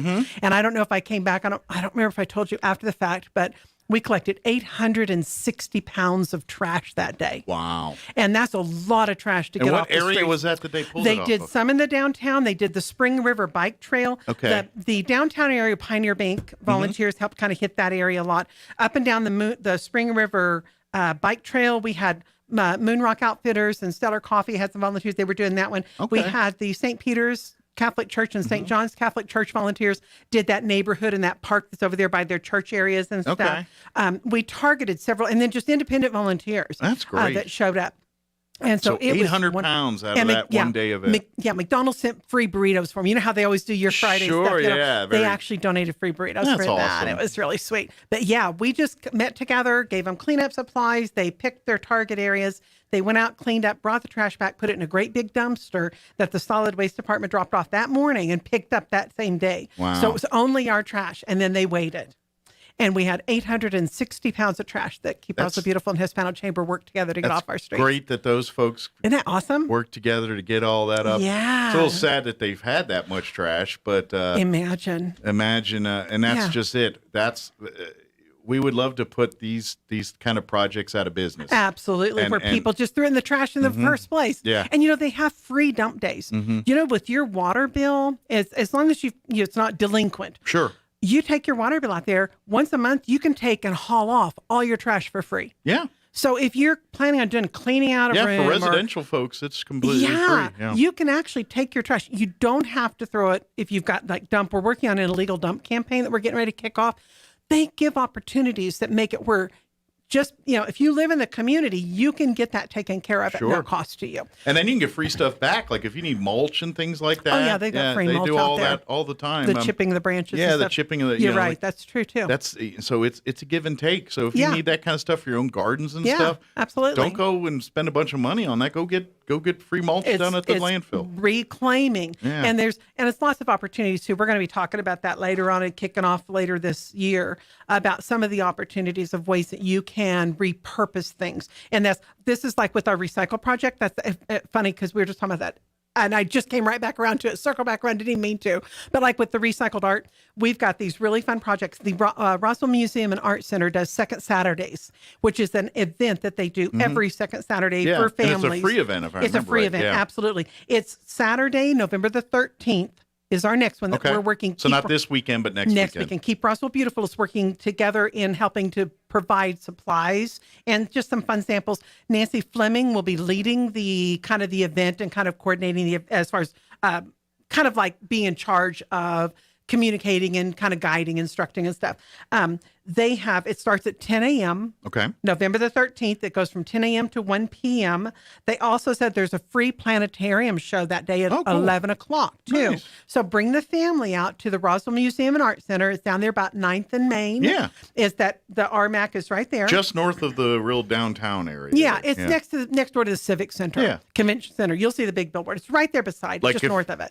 We were joking earlier because I was talking with the folks from Carabelli Dental at 7 o'clock. There's Sonic, Carabelli, then the Convention and Civic Center, and the museum's right on the other side. Yes, it is. And so you show up there. Keep Roswell Beautiful got grant funding that we bought several $100s worth of craft supplies that are real unique. The Roswell Museum and Art Center already has some craft supplies, paints and brushes and glue guns and glue. And we put all this together to make a really cool assortment of supplies. You bring trash. Like I've got my pictures here for some of the samples that you can look at. Cool. It's really fun. These are boxes that you can make a little maze out of. Okay. You can I'll turn them towards where's the camera, go that way. Yeah, a fun game that you can play, little instruments. Looks like some banjos there. Yep, yeah. little instruments that you can take your egg cartons and make really cute flowers. Oh, nice. I've made a bunch of these samples. You can make a phone charger holder that you put next to the plug when it does that. I made some of these. You take pop bottles or water bottles. Oh, yeah. And you make really cool lights that you can put those LED candles in. Oh, yeah. And we bought the LED candles already. So we've got the LED candles, the fake flowers, the paint. You just bring an empty bottle. Nice. And you can make really cute, they look like little fairy houses. Yeah. They're adorable. Little pencil holders or item holders out of pop bottles or clear bottles or whatever kind of bottle you want, plastic bottles. Sure. And we bought the zippers. So the zippers are there and the glue is there. All you need is empty bottles. Nice. And then like a little traveling tic-tac-toe set. You can bring a Ziploc baggie to put it in, and you can bring your little water bottle lids. You keep or those milk. like in keep it in the car. Yeah, and those little pockets in the back seat of the car, you keep them in there. Yeah. Yep. And kids can pull that out and play tic-tac-toe, little pretend binoculars out of toilet paper or little tubes that they do there, little flowers out of the bottom of the water bottles and stuff. So we've got a bunch of ideas. And then Nancy Fleming is going to be making, I think, some other ideas and stuff. There's lots of ideas. We've got everything you need except the empty bottles, the empty boxes, the old popsicle. We got popsicle sticks, but like if you have a bunch of straws from where you've been to places and stuff, you can take those plastic straws and use them to make the maze. We've got the little balls that you use, the little marbles to run through them. We've got some empty boxes, but bring your trash stuff that you would normally throw away. And there's a bunch of ideas that can inspire your kids and your family, and even for yourself. It's fun crafting, and fun making art out of this stuff. So that's going to be our recycled art project. That's November the 13th. At 10 a.m. at the RMAC. Very good. And it's completely free. Completely free. So that's one of the projects that's coming up. I kind of miss like when I was in school, we used to do a lot of that kind of stuff. Like I remember around Christmas time getting like old Reader's Digests and making the angels. Oh, like you'd fold and fold. And the book, and then they make an angel out of it. Yes, I did that too. I remember doing like where you take collages and making out magazines and making Christmas ornaments. Yes, and you could over a ball. glue it. Yeah. I remember doing all. Yes, I do. And it's all the same recycled art, same kind of concepts that we did as kids. You used what you got. We didn't call it recycled art then. No. We just said, hey, it takes the old milk carton from the house. Everybody and do bring this. your this from home, and we're going to make this and that. Yeah, and they show you. I feel like we've kind of gotten away from that, and we I need to don't get know. more into It's that. fun. But this is what this is about. Sure. It's to inspire and have fun and make some stuff. Well, that's what makes the creative stuff for kids. Yes, it does. Like when we were kids, you never like just for instance, we play like our G.I. Joe toys and things, and you didn't have all the stuff, so you built little things out of boxes. Toilet paper things out of this to that, or a sneaker becomes a something car. or other. You stick them in them and you drive it. And shoebox. I turned it into cars, and I put little lids on the side for the wheels, and cut the top out, and I made a Barbie car. All that fun stuff. I mean, that was like when we were kids, and I think the technology is kind of almost gotten us away from that a little bit. Well, it can kill creativity sometimes if you have everything is already made, and it takes any opportunity for you to create something. You don't have to see a sailboat there, but because you got a sailboat. Right. Us and like, no, that sneaker with a Kleenex hanging off the back's a sailboat. Yes, and exactly. You gotta see it, and that's well, this comes up with something that by the time you're done, it looks like it. But that's the beauty of and I love these projects because it forces kids, or it just causes kids to kind of think outside the box and pretend, and that part of the brain is so much there for kids, and I think we need we're going to nurture it and enhance it, because that's the same skill set when they're adults that creates the great widget or the great thing that we all need to have that we didn't know that we need to have. Helps us be good problem solvers and helps us be good creative thinkers for our lives and other ways. So when they figure out how to make an electric car that goes 1,000 miles an hour and listen, that's a little scary sounding. it runs forever and all this other stuff. Love it. Solar. That's going to be, these are the kids that are going to create that. And it starts because they were making recycled art projects at the museum. It sure can. And it keeps stuff out of the landfill. Mm-hmm. It keeps stuff. It like saves our resources so that we don't keep consuming those resources and then just throwing them away. Yeah. And so that's trying to get that empowerment for kids to understand that and to start wanting to do that on their own at home. So that's what we're doing with that. And that'll be fun. Yeah. So that's one of the things I was going to talk about with Keep Roswell Beautiful. So again, put that on your calendars, November 13th. November 13th, which second is Saturday. Next Saturday. Yeah, just look on the calendar if you forget the date. Second Saturday. Yeah, it's always the second Saturday. 10 a.m., second Saturday, RMAC. Yeah. That's going to be fun. One of the things I was going to mention is in my role, there's a couple of things that we would like to kind of throw out there to start getting the word out for people to know. I work with volunteers and I work with sponsorships. Yeah. In the animal services, we get so many animals that, especially when it starts getting winter, it starts getting cold and stuff, they need to get those animals into homes, get them off the streets, get them into a safe place. One of the things that keeps them sometimes from being adopted is people can't afford to pay for the spay, neutering, vaccines and the microchipping. It can be pricey. It can be pricey if you don't have assistance. But they may want to adopt an animal. So we're working on starting up a sponsorship program for someone who would like to donate to help pay for one animal's spay or neuters, and to have that as a resource when the staff there notices somebody who comes in that really would be a great fit for an animal, for a home, but they are struggling, that they may be able to do a partial sponsorship to help pay for part of that, or to help pay for all of that. Like a voucher or something. Like a voucher or something. And then they pay the adoption. The adoption fee, I just called and checked, and I said, what is the adoption fee for an animal at the animal shelter? It's $1. Okay. You know, and so the biggest costs are spay and neutering, and then getting it chipped, getting it chipped and vaccine, so that your animal stays safe. And it doesn't make more animals to be lost on the street. Exactly. And it doesn't get sick and die within the first short time that you have it. Yeah, this is all for a good reason. It's all for necessary reasons. Then you need to be willing to invest in caring for that. But some people who would be able to handle the food and the emergency services, perhaps, they may really be struggling, especially at this time of year with Christmas and holidays and food that you have to do for Thanksgiving and trying to take care of things. That is something that we're looking into trying to start up. And so if you're interested in being a sponsor to donate for that program, call me, or check with me. You can call the City Hall and ask for Kathy Lay. So we're trying to get those sponsors hooked up. Okay. Yeah, they could use help in animal services all kinds there. Of things. Even next door to the Humane Society, if you're into animals. Absolutely. And those two entities partner hand in hand to work with each other because they both have the same mission.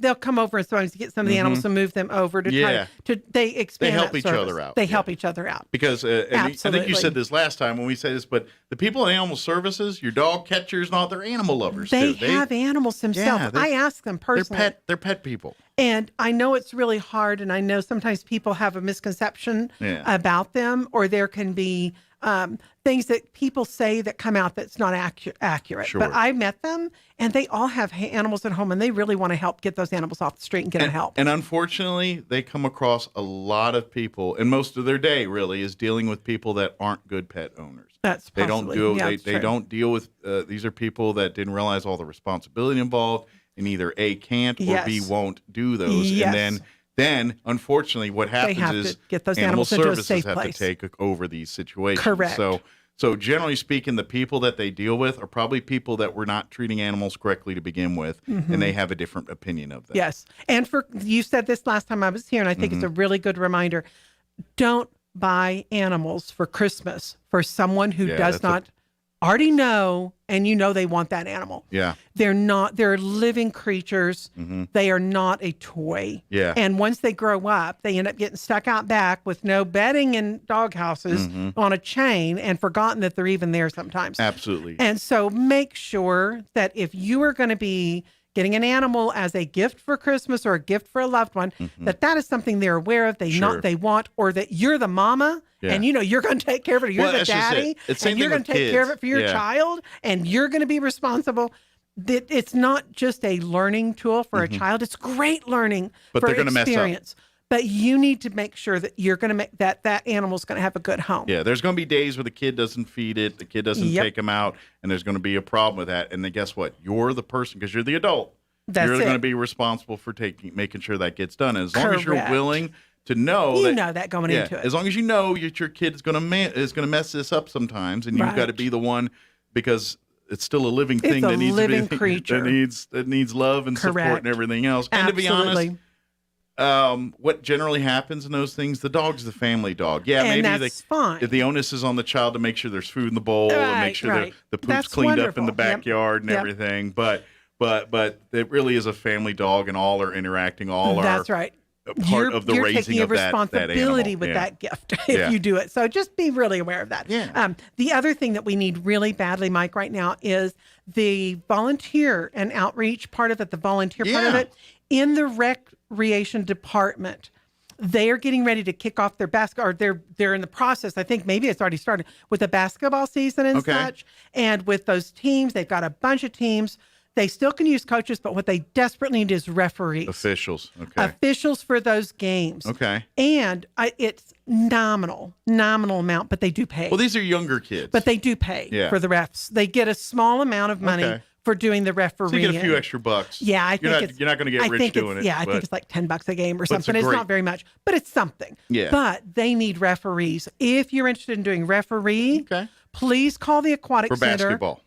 For some of the sports. Okay. And basketball is where they're in right now. Gotcha. But they always need officials. If you know about rules for basketball and you want to help those youth and you'd be willing to do some refereeing, please call the Aquatic Center and tell them, I want to talk to somebody about being a referee for their programs for the basketball. Good and deal. Get a hold of the Aquatic Center. The other thing that they really are looking into is there's a lot of people that have great skills that they could teach classes at the Erect Center. Sure. Maybe they could do some CrossFit training or some yoga or some different kinds of creative programming. Yeah.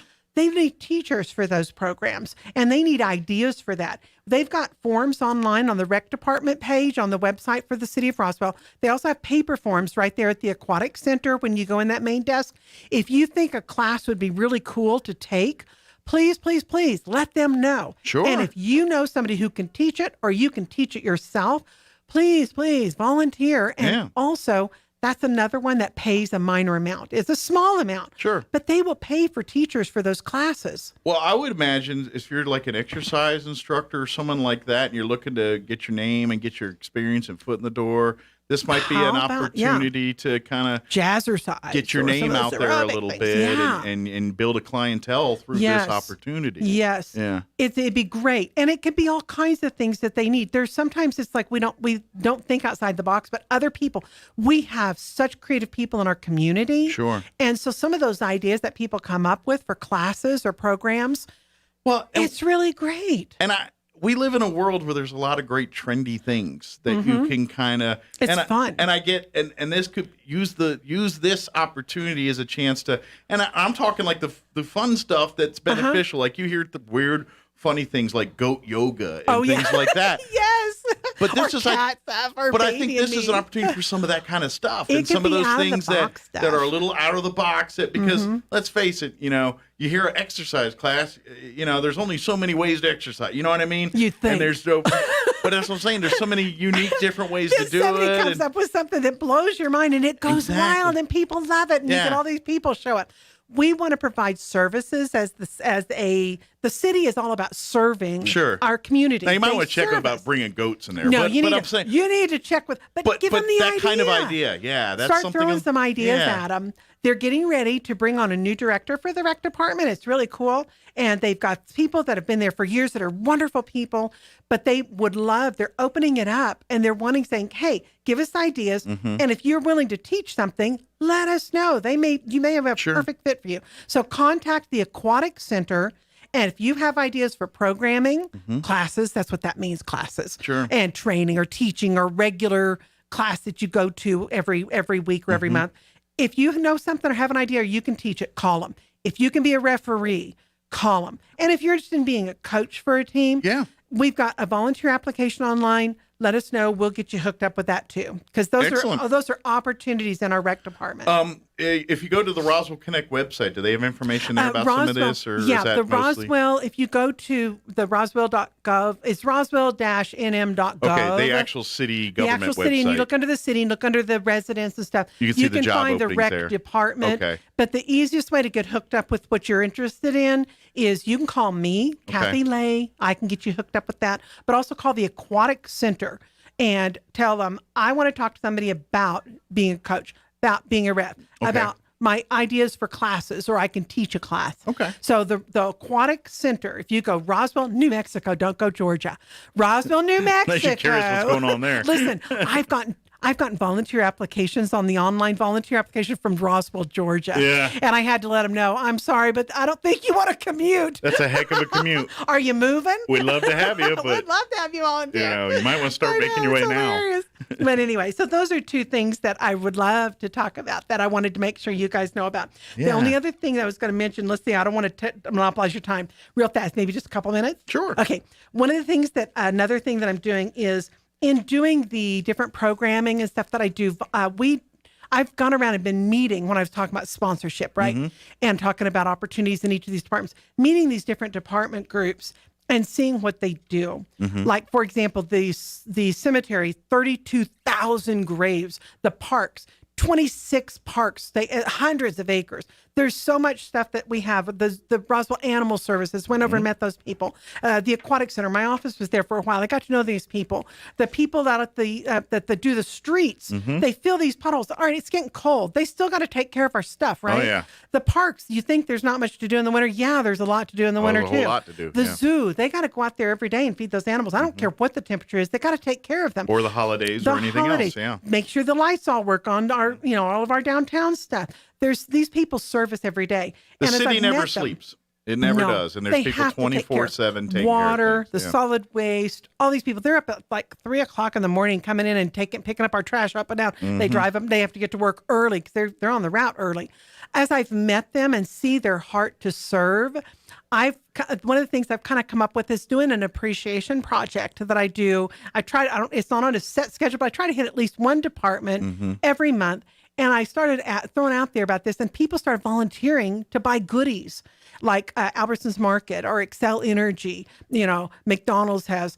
If you would like to sponsor a goodie delivery, please call me. I'm looking for sponsors that want to say thank you to these people. Oh, cool. What they do is like the Albertsons Market gave me like goodies like cookies or donuts or Imagine That gave me little thank you bags with all kinds of little goodies inside. And we did the finance department. And what I do is I will go pick it up. If you want to donate something for one of these departments, I can tell you how many people are in that department. We got some departments that are small, some departments that are big. We have over 600 employees in the city divided up all over the city of Roswell. We'll pick a department. I will come pick it up for you and take it with a thank you note and deliver it to that person. And then we post about it on Facebook. If you go to the City of Roswell Facebook page, you can scroll down and see some of the past deliveries. We just did one for the Animal Services recently. If you go to the Animal Services Facebook page and you'll see the one that we just did recently from Albertsons Market. And I love doing that because it lets them know they're seen. Sure. It makes them serve with a heart that they understand somebody cares about and appreciates what I'm doing, and they notice me. Main Street Roswell, people, my board was always telling me, thank you so much. You're doing such a good job. Thank you. Thank you. I always felt so appreciated. In the city now, I get thanks from people. Oh, thanks. That was a great job. That was so wonderful. You were out there doing. And it makes me do it with so much more enthusiasm. Sure. And it makes me feel like my job is noticed, appreciated. And I don't need public attention, but just those little, that really meant a lot to me. It means a lot to me, and I know it does to them. When I take these deliveries in, their faces light up. And can't tell you, every department I've been to, they say, nobody's ever said thank you to me. They don't even know we're here. And it means something when they realize they're served. We love our police department. We love our fire department. Those people get recognition. But some of these hidden away, the next one I'm hoping to hit is the water treatment and maintenance. It's this little house that's got all these guys that go out and they take care of all this water stuff.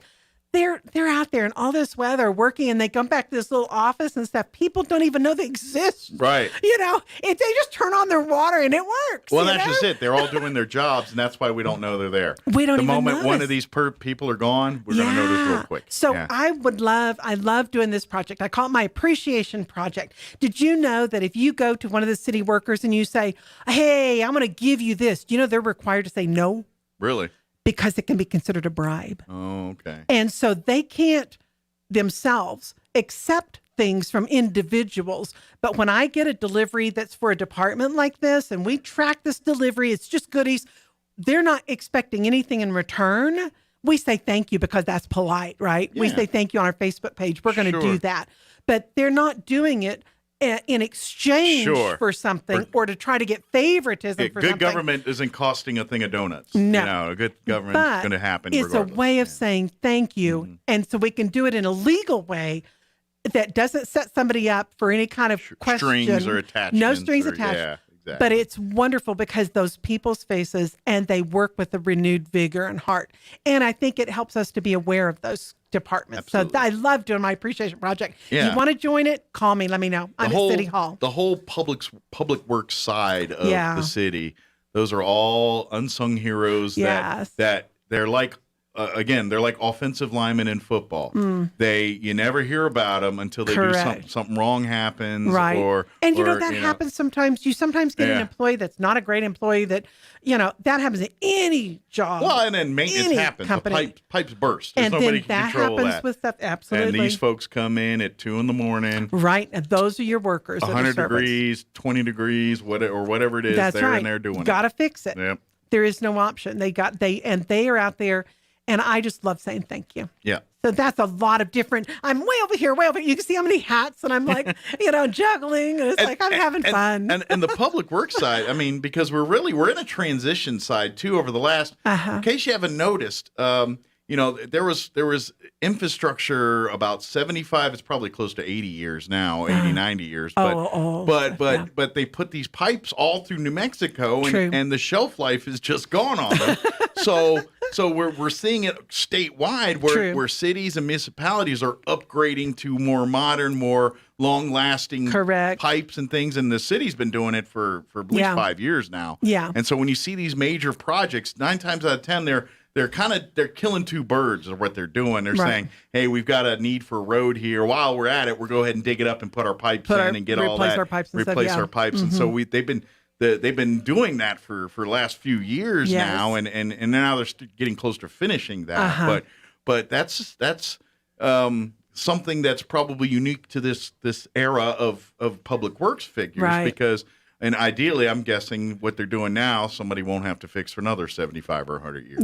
Yes, But that's kind of it's just the way the world is right now. And Artesia, Albuquerque, every municipality in the state's been kind of dealing with the same. I mean, you've seen some of it in the news and things. Properties and buildings and pipes and different things like that. We're having to try to get things brought up to where it needs to be. Sure. Yeah. So it won't keep we're breaking. kind of seeing an infrastructure upgrade time too, and things, and it's and a unique these people time. are the ones that are doing a lot of it.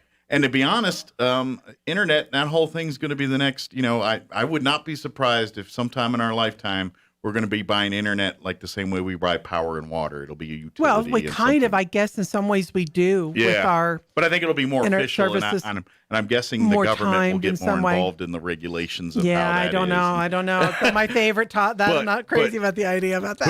Who knows? 30 years from now, it could be the city doing the internet just like they're doing the water. I mean, who never knows? True, you don't know.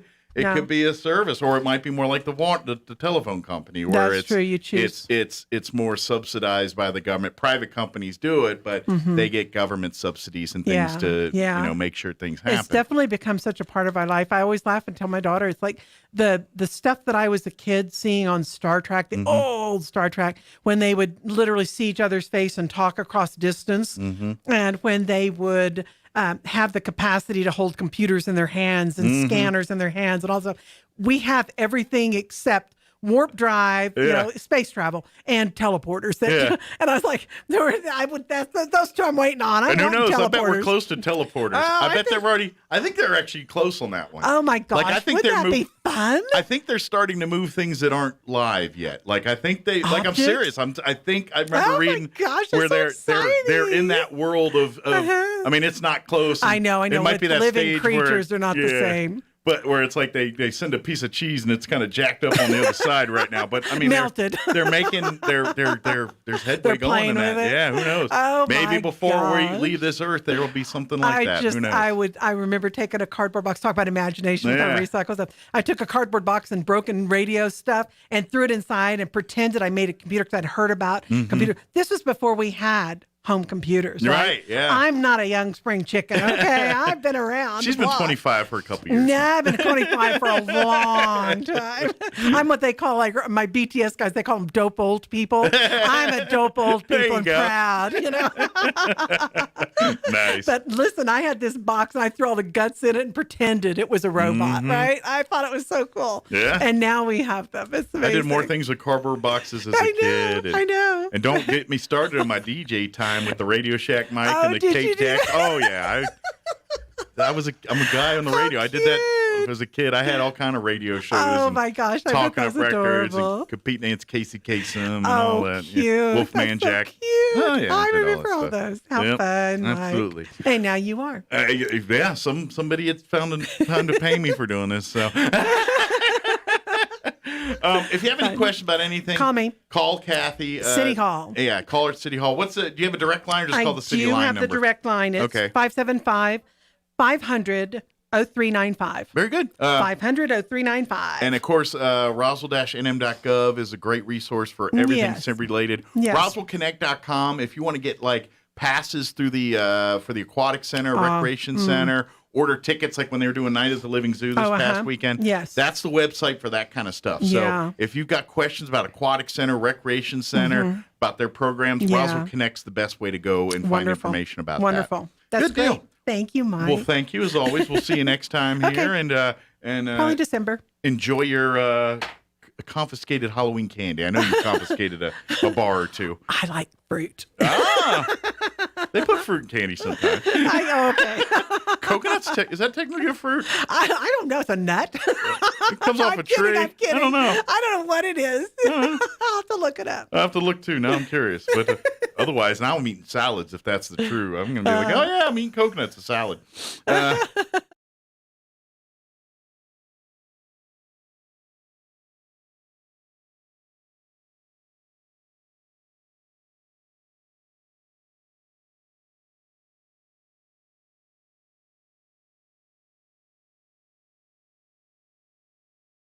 Make the iconic John Deere green tractors because it would not offer a better contract than the one they rejected that included immediate 10% raises. Deere & Company officials said the deal the United Auto Workers Union rejected on Tuesday represented the most it could offer and still keep its cost competitive. The daughter of a South Florida county commissioner pleaded guilty Wednesday to stealing $300,000 in COVID-19 relief funds. 28-year-old Damara Holness pleaded guilty in Fort Lauderdale federal court to conspiring to commit wire fraud. She faces up to 20 years in prison. On Wall Street, the Dow up 105 points to close at 36,157. The Nasdaq added 162 to 15,811, and the S&P 500 rose 30 points to 4,660. With the SRN News Business Brief, I'm Bill Alexander in Washington. Crude they think the global economy needs. President Biden has pleaded with the Saudis and Russia to increase production, but so far they have declined. Former President Trump says Biden energy policy has been a disaster and says that if he was still in the White House, we would have been energy independent, which we're no longer energy independent. I mean, in California, it just hit $7.70 a gallon for gasoline. Mr. Trump speaking with Philadelphia's AM 990, The Answer. Tens of millions of Americans working at companies with 100 or more employees will have to be vaccinated against COVID-19 by January 4th or get tested for the virus weekly. The new government rules issued just this morning. OSHA says companies failing to comply could face penalties of almost $14,000 per violation. Florida's Republican governor looking to put some teeth into the state's election integrity laws. Florida Governor Ron DeSantis said Wednesday he plans to create a law enforcement agency to investigate election crimes. Speaking at an event in West Palm Beach, the Republican governor announced a series of state election law proposals for state lawmakers to take up during the 2022 legislative session. Proposals include new restrictions on ballot drop boxes and strengthened penalties for ballot harvesting, which is the collection of completed ballots by a third party. DeSantis is up for re-election in 2022, and he could be a GOP presidential candidate in 2024. I'm Mike Gracia. The number of Americans applying for unemployment fell 14,000 last week, hitting a pandemic low 269,000. Wall Street, the Dow is down 82 points, NASDAQ 126 points higher. More on these stories at townhall.com. Your pets have the same energy they used to? Do they have problems with itching, scratching, a dull coat, or goopy ears? Then your pets need Dinovite. DINOVITE.com. For over 20 years, pet owners have trusted Dinovite to supplement their pet's diet. We started Dinovite, and in our first stock, we noticed a difference. Dinovite is an all-natural daily supplement made from whole foods that help support your pet's immune system, digestion, skin, and coat. Within 3 weeks, he's not scratching and itching, and he's an all-around happier dog. Today's commercial pet foods are processed at high temperatures, which bakes out all the essential goodness. These processed foods can lack the essential vitamins, enzymes, and probiotics that contribute to overall good health. Adding a scoop of Dinovite to your pet's food bowl is the answer. If you love your pets as much as I do, you'll want to do what's best for them to live long, healthy, happy lives. I have 2 cats and 2 dogs. All 4 of them are on the Dinovite. You won't believe how happy your dog will be DINOVITE.com. Britain, the first country to okay a pill to treat COVID-19. The United Kingdom has granted a conditional authorization to Merck's coronavirus antiviral. The pill is the first of its kind shown to successfully treat COVID-19. The pill, known as molnupiravir, is intended to be taken at home over a period of 5 days for people with mild to moderate COVID-19. It has been proven to reduce symptoms and speed recovery, which would be groundbreaking for health systems around the world. Karen Chamas, London. Urgent new efforts to calm Ethiopia's escalating war are unfolding as a U.S. special envoy arrives, and the president of neighboring Kenya called for an immediate ceasefire while the country marks 1 year of conflict. Lack of dialogue, especially disturbing, according to Kenyan President Kenyatta, as the war has killed thousands and displaced millions since November of 2020, threatens to engulf the capital. Townhall.com. It is a mixed picture on Wall Street this morning after the Fed announced it will start dialing back the extraordinary economic aid it has provided since the pandemic erupted last year. The policy shift is a response to high inflation that now looks likely to persist longer than it did just a few months ago. In a statement after its latest policy meeting, the Fed said it will start reducing its $120 billion in monthly bond purchases in the coming weeks by $15 billion a month, though it did reserve the right to change that pace. Those purchases have been intended to hold down long-term interest rates to encourage borrowing and spending. With the economy recovering, Fed regulators now say it's no longer needed. Bob Agnew reporting. Expecting to make fewer COVID vaccine deliveries this year than first thought, drug maker Moderna now looks for product sales of $15 billion to $18 billion the current year. That's several billion below its previous predictions. More on these stories at townhall.com.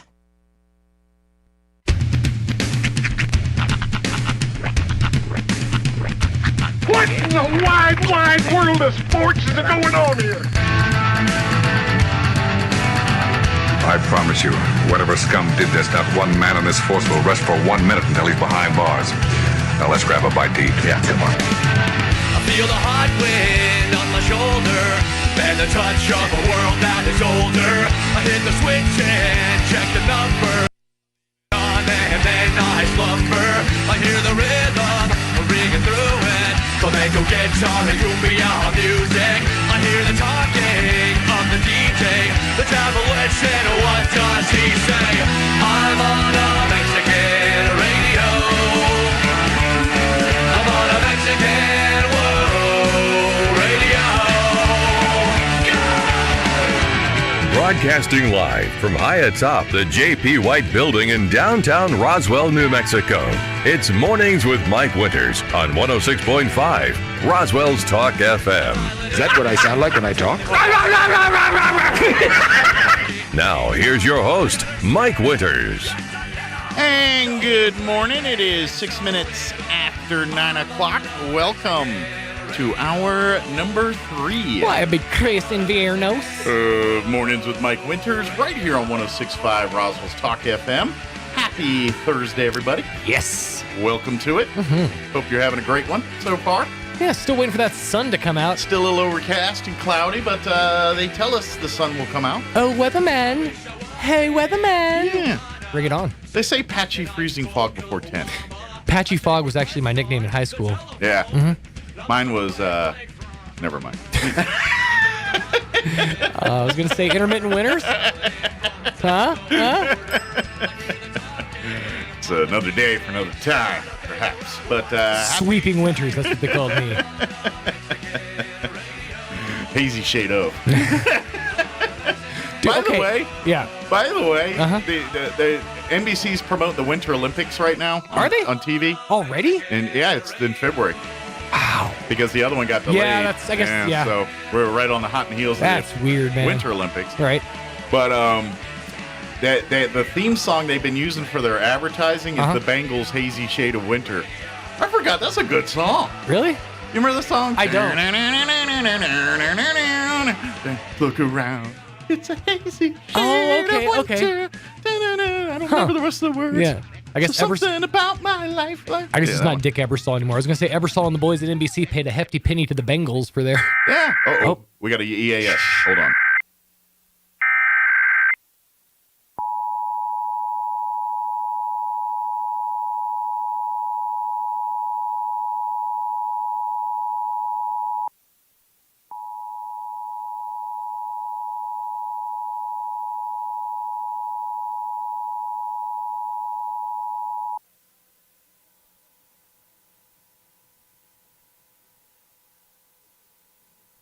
This is a coordinated monthly test of the broadcast stations in our area. Equipment that can quickly warn you during emergencies is being tested. If this had been an actual emergency such as flash flood, fire, or tornado, official messages would have followed this alert tone. This concludes this test of the emergency alert system.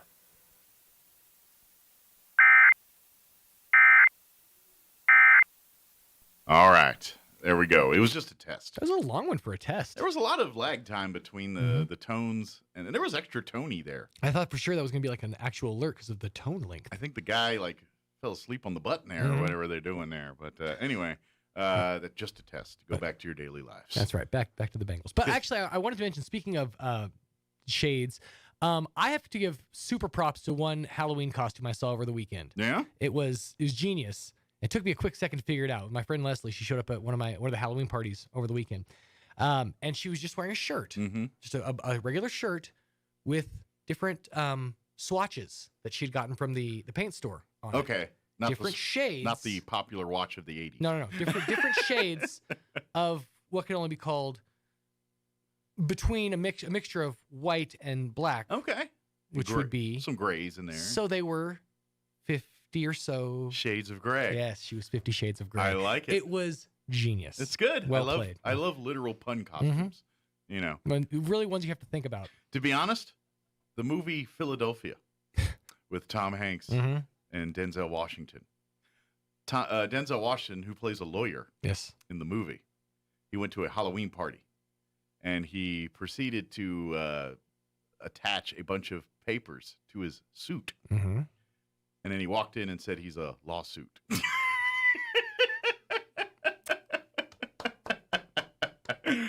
Very much reminds me of that. Well played. But yeah, Bengals song. You know what? Bengals were all right from the time. You know, they walk like an Egyptian. Big song. But Hazy Shade of Winter, I was like, oh man, I forgot about this song. But yeah, they're doing the snowboard, and you hear look around. Are there any new sports at the Winter Games this year? Probably. I don't know. Because I know they brought skateboarding and like one or two other ones too. I think karate and like one other one to the Summer Olympics. You want to do karate in the basement? Yes. Yup. Yeah. So I mean, I'm curious to see how can they up the game for the Winter Olympics? I'm just excited for curling. Maybe they've added a Crystal Gale singing contest. Ooh, yes, yes. Crystal Gale singing contest. All in exactly what I want. All in Crystal Gale T-shirts. Okay, they won't. People want me to sign things. Ooh, yeah, fancy. Look at you, all important. I thought it was going to be an answer to our question about Winter Olympics. No. Darn. Unfortunately. Yeah, I got to sign my life away here, so I'll do that here. Fun. Let me give you the rundown for this hour of the show. The Bengals will be here. No, yes. just a kid. Their schedule has opened up a bit. They are here for a hazy shade of fall. No. We're going to be joined here by Alethea Hartwell with the Roswell Community Little Theater. We're going to be talking about the big Simon and Garfunkel show, Swearingen and Kelly, happening this Saturday. 2 performances, a matinee and an evening performance. It's a fundraising event for the Kiwanis Club of Roswell and the Roswell Community Little Theater. Community Little Theater's got to pay for the roof. Yep. So, fortunately, no rain in the forecast for this weekend, so you should be good to go. Come on out and hear the hits of Simon and Garfunkel. Yeah, Simon and Umbrella. But no. We I heard you stumbled over it a second ago, and I'm like, I really wish that guy's name was Gummerfunkel. Did I say it wrong? Yeah, but it caught my ear. But I'm like, I just really would love to have heard the hits of Gummerfunkel, Art Gummerfunkel. Actually, he's not Art. Right. He's Ted Gummerfunkel. Ted Gummerfunkel? Yeah, that's right. Attorney at law. My card. Or he coaches a bowling team in Saskatoon. Saskatoon. Ted Gummerfunkel. No. Alethea will join us for talking about the Swearingen and Kelly concert and other things, of course, happening through the Roswell Community Little Theater. Later on, we'll get you up to date with the news of the local variety, along with your town hall business update and whatever else we can come up with for this hour of the show. That would be a cool name. Gummerfunkel? Yeah. I'm telling you. Any name that is a word and you add bottom to it as well. Right. Hi, John Cumberbottom. Yeah. Owner of John Cumberbottom Motors. Yeah, anytime you add the word bottom to the rest of it. You know what? Botham. That works too. Because I've seen that a lot. I'm like, so, they say like your last name stems from like who you were or like what your lineage did for a living, like, Black, Smith, whatever. What was going on with Snigglebottoms or whatever? Higginbothams. What was their deals? I'll take a stab. That's kind of what they said to get their name, actually. Yeah, I'll take a stab at that Botham. Bring your Botham over here. They were a group of people that were good at making the first indoor outhouses. Oh, okay. And but they had a speech impediment, so they kept calling it a Botham. They were rigging things for your bottom. They said, Higgin the Botham. But if you look at the word history, it has evolved to bathroom. Higgin. I like where your mind goes. And if you believe that, I got some land to say. Hi, John Bathroom. What business you in, John? Accounting, weirdly enough. All I can think about now is Men in Tights with the witch, what's her name? What was her? She was famous comedian and Tracy Ullman. Tracy Ullman, yeah. Tracy Ullman plays the witch. Yeah. In Robin Hood Men in Tights. I'm trying to think of what her name was. Outhouse. Outhouse, that's what it was, yeah. But they changed it from Outhouse. Right. It used to be something else, but I can't say it on the radio. Rhymes with hitter. All right, 9:15. It's what was full in Christmas Vacation. That's right. Don't be bitter, but it rhymes with hitter. All right, 9:15. Here's your weather.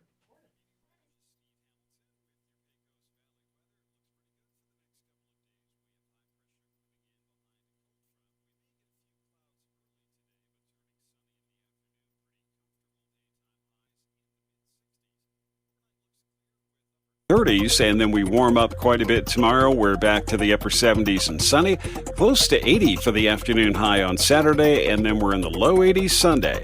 That's your latest forecast. I'm meteorologist Steve Hamilton. Thank you, Steve. Currently 40 degrees here in Roswell. Humidity is at 93%. Winds are, in fact, calm at the moment. Sunny skies today, warmer than yesterday, 66. Our expected high when the sun does come out eventually. Winds will be out of the south 5 to 10 miles per hour. Mostly clear tonight with an overnight low of 36. South winds 5 to 10 miles per hour. Friday, blowing through into the 70s, right into the upper 70s. Sunny skies, high of 78 expected tomorrow. Winds will be out of the south 5 to 15 miles per hour. Tomorrow night, skies will be clear with an overnight low of 41. South winds 5 to 10. Weekend looking lovely as well. Sunny, high of 79 on Saturday. Winds will be out of the south 5 to 10 miles per hour. And sunny skies with a high of 82 for your Sunday. And more of the low upper 80s for Monday as well. All right, it is 9:16. We're going to take about a 4-minute break here. And then Lethea Hartwell will join us with the Roswell Community Little Theater on the other side. Don't go away. You're listening to Mornings with Mike Winters. This is another commercial from your friends at Roswell Ford, so you're probably expecting to hear about all the great deals here at the Tailgate Nation. Well, we'll get to that in a minute. First, we want to talk about buying a car from you. Roswell Ford is looking for gently used, late-model cars and trucks, and if you have one, we're prepared to pay top dollar for it, even if you're not ready to buy anything from us. Just bring it in and see how much it's worth. You'll probably be surprised. And if you are looking to trade up, Roswell Ford has 27 trucks, 30 SUVs, 22 cars, the largest pre-owned selection in southeastern New Mexico, like a Jeep Cherokee for just $10,900, a Ford Escape for just $11,900, and a Jeep Patriot for only $16,400, a Ford F-150 Super Crew XLT, just $19,900. And Roswell Ford backs each one with a 3-day money-back guarantee, so you won't be second-guessing yourself. Buying or selling, you can't go wrong when you're doing business with the Tailgate Nation. Roswell Ford. Come see the balloons. Come hear the tunes. It's Artesia's annual Balloons and Tunes Festival, November 5th through the 7th. Weather permitting, the hot air balloons will launch from Eagle Draw between the blocks of Roselawn and 13th Street, 7 a.m. Saturday, 6 a.m. Sunday. For more info, call the Chamber at 746-2744 or visit artesiachamber.com. Balloons and Tunes in Artesia, New Mexico, November 5th through 7th. Join your friends. Ad paid by Artesia Lodgers Tax. When you think of home health care here in Roswell, what's the first thing that pops into your head? That's right, Frontier Medical. We've been doing it better than anyone else for over 20 years. From in-home nursing to physical therapy and so much more. Doctors and hospitals from Albuquerque to Lubbock and everywhere in between have been trusting their patients to us here at Frontier Medical. So when it's time to make a choice, remember Frontier Medical. 575-627-1112. Frontier Medical. Name to remember. Join Hot New Country 92.9 The Brand for a live broadcast this Saturday from 10 to 1 from the brand new permanent home of Joe Brews on the corner of Main and Green in Carlsbad. Joe Brews is in their brand new home, and we're celebrating with all your favorite unique signature drinks and some pretty awesome specials. And we'll be on hand with burgers and dogs, sides and drinks, plus goodies for the kiddos and a whole lot more. See you Saturday 10 to 1 at the brand new permanent home of Joe Brews, corner of Main and Green in Carlsbad with The Brand. The demand for registered nurses continues to grow. Now is the time to apply for New Mexico's #1 ranked nursing program at ENMU Roswell. A new class of first-year students will be accepted for this coming January 2022 semester. Receive state-of-the-art training with experienced faculty who will prepare you for a rewarding career in nursing. Application deadline is November 5th. For more information, call 575-624-7401.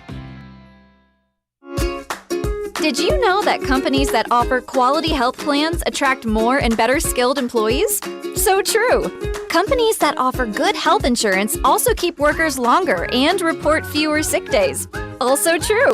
Most importantly, employees with quality health plans enjoy better health, and a healthy company is a happy, more productive company.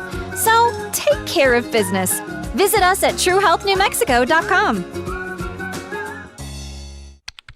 According to research, 82% of people will remember radio ads. So, 82% of you listening will remember that this is an ad for ZipRecruiter.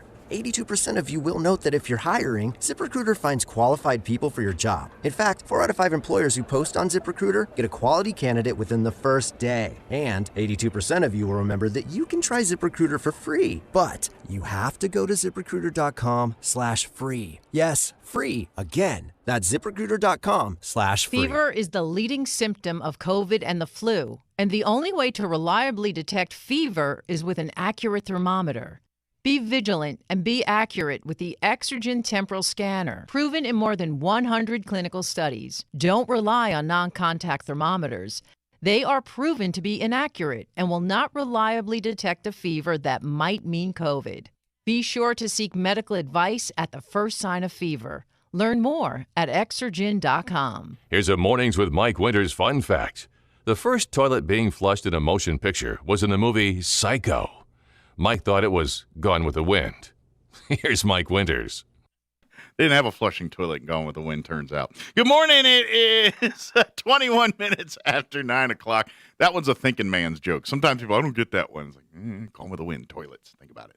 Anyway. Those poor girls and what they had to wear. Yeah, wow. Exactly. Woo! But joining us in studio this morning from the Roswell Community Little Theater, Alethea Hartwell with us, and from Kiwanis here in Roswell, Lori Schott's back with us. Good morning, guys. Good morning. How's life treating you?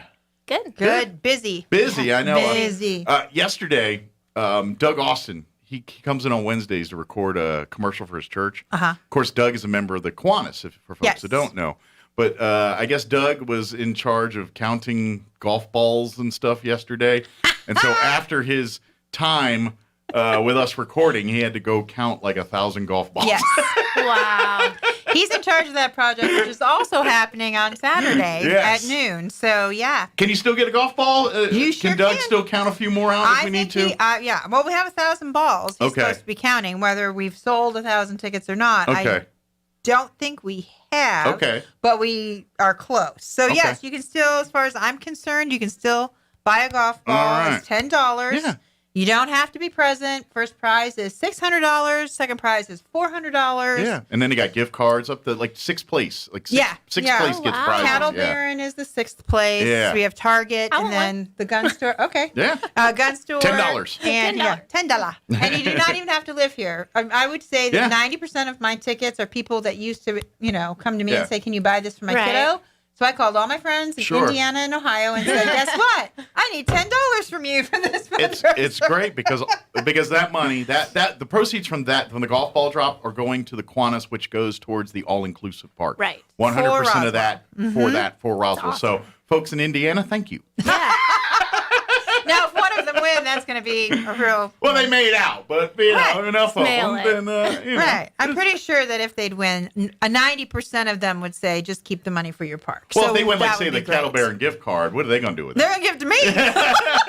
And then Lori's going to take us all to dinner. No, they'll come visit you. Oh, that's true. Maybe they'll come visit me. Oh, there you go. And say, dinner's on me. It's your gift card. But I did it. I sold a lot of tickets only because I would say, if you're coming to the concert. Sure. And the concert is this Saturday, the same day. And that's where we want to get folks to come out. That's right. Right. We got a great show now. Now this is another fundraising event. Now the Kiwanis and the Roswell Community Little Theater have partnered together. So the proceeds are going to get split right down the middle. Yep. Obviously, the half for Kiwanis will go towards the all-inclusive park. The half for the Community Little Theater is to replace the roof over their head at the theater. I thought of you a few days ago when it rained. I went up there. I'm like, is it strategically bucket planning? Yes. Good news that's is where it was at my last theater as well. So. Good news. I don't see any rain in the forecast for the weekend. So That's good. So Simon and Garfunkel you should not need an umbrella to come to the show. If we were doing flash dance, that would be great. It was raining.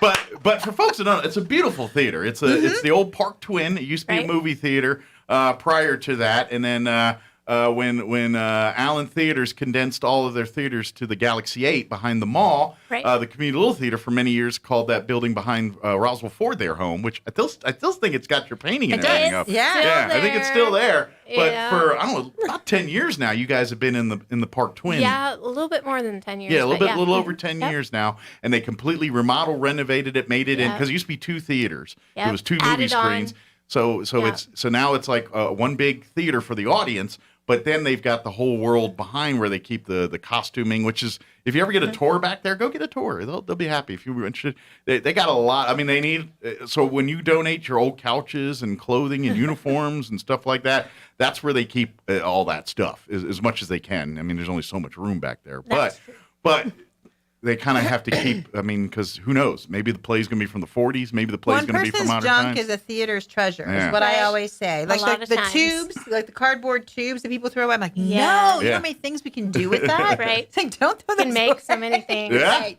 Yeah. So that's what they so when you come out to the concert, the Community Little Theaters half will go to help preserve all this stuff Preserve by all that. fixing that roof and here's the caveat that the Community Little Theater and really anybody's been facing. We're coming out of COVID, so for the last basically 2 years, the Community Little Theater has been very limited on what they can do there as far as generating income and beyond. And the only way, I mean, we've got some great donations and great businesses that support. But at the end of the day, the bread and butter of the Community Little Theater is you guys buying tickets and going and seeing shows. Can't do that because of COVID. So we got a roof that doesn't care about COVID, does care that it's going to get worse and worse over time here. Yeah. So events like this are much needed to help preserve more shows in the future here. So so come on out, check out this show. I've been saying this 100 times, but young folks, you too will understand and appreciate some of the music that's coming from this. I know a lot of people think Simon and Garfunkel, they think folk music, very niche market of people that like folk music. That's not, most people are like, all right, I'm not 60. I'm sorry, it's not my thing. who's the one that redid The Sound of Silence? That was Disturbed. Disturbed? Yeah. So if you've ever heard that, But even then you have heard, and I like their version actually better than Simon and Garfunkel's, although Simon and Garfunkel wrote the song. Well, it's a little more haunting, their version, because it's more... They get angry, and that's what I like. Well, it almost has, like, if classical music did a version of Sound of Silence, I think it would sound like the Disturbed version, whereas the Simon and Garfunkel sounds a folk version of it. Right. Like, You know what I mean? Where it Disturbs a heavy metal band for folks that don't know. But he has got an awesome range, though. That guy is By the way, great. he's got a knack or a thing for doing 80 songs. Oh, does he? He's done, yeah, because like Disturbed's got about 5 or 6 different remakes. They did a Phil Collins song. I knew that one. They did like an Eurythmic song, I think. There's like 3 or 4 songs they've redone. That's cool. From the 80s that are in there. But yeah, Sound of Silence is obviously the Simon and Garfunkel. But even still, Simon Garfunkel has 1,000 hits. That's the one that a lot of people know. But it's also an influence thing. Like if you look at the bands of today, and I don't care what genre, folk or even country, rock, Right. without Simon and Garfunkel, you don't have that, if that makes sense. Like you can't get to Right. AC/DC or even, we'll say Imagine Dragons, something more modern. You can't get there without the work that Simon and Garfunkel The foundation. did. Yeah, Right. it's and that's why musicians are Yeah, I so agree. study of music history.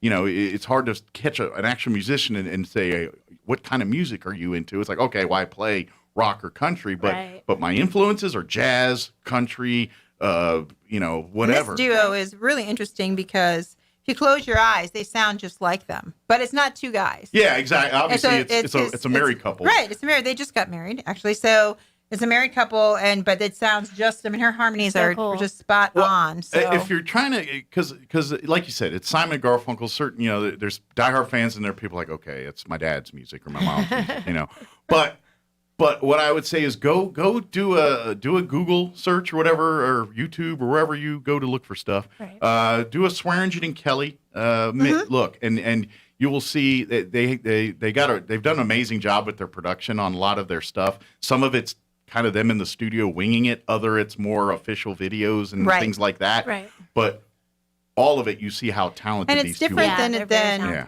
than what is usually brought to Yeah. Roswell. I mean, I know that you've had Clint Black at the Pearson, and I know that Josh does great work over at the Liberty, but it's this is something that is different. We're trying not to, copy those that have come before us, but Sure. to offer the community something different. Well, yeah. To a different population of Sure. people that may not go to those other places. And this is really interesting is that it's not just a concert. We are having a silent auction that goes with it. Oh yeah, there's a We're whining having and a dining wine- and swag Right. and all kind of stuff. There's a Yeah. wine pull that's going to happen. So you're going to get a bottle of wine if you do the $20. Right. They have a bottle of wine that's it's worth $45 and a Nice. bottle of champagne that you could get. Right.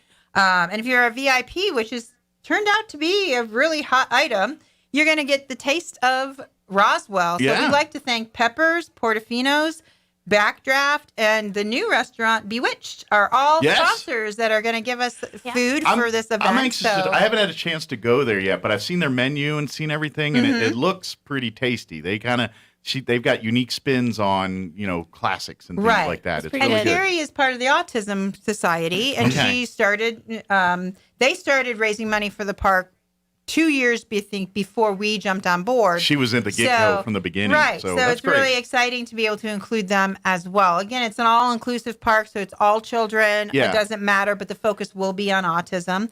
And so we're really excited about what's happening. Cool. We were a tiny little worried maybe last week, but the phone number that you call is me. Okay. And I actually get online and we've been in contact almost every day. Like, I don't understand how their website works. So I'm like, why? I sold these tickets and they're red. Why are they not white? And blah, blah, blah, blah. So we I had got to all complete that. the sale. Yeah. Gotcha. So it got Computer all worked updates, out, but it still so- takes a person to put in the information, I guess. But if yeah. you're interested in the VIP, especially at the 7:30, we have 10 tickets available. So you get need to them get on now. it. Yeah. Now, this is different than on other shows at the Yes. Communal Theater. This is a reserved seating show. Right. Yes. $28 is if you just want to get a reserved General admission. Mhm. reserved seat. But if you're willing to pay $40, Right. you'll get a seat in the preferred seating section, which is not the front row. You won't be craning your neck the whole time. It's Few rows back. I'm not going to lie to you. You can sit anywhere you want in that theater, and you've got a great seat. Right. So it doesn't.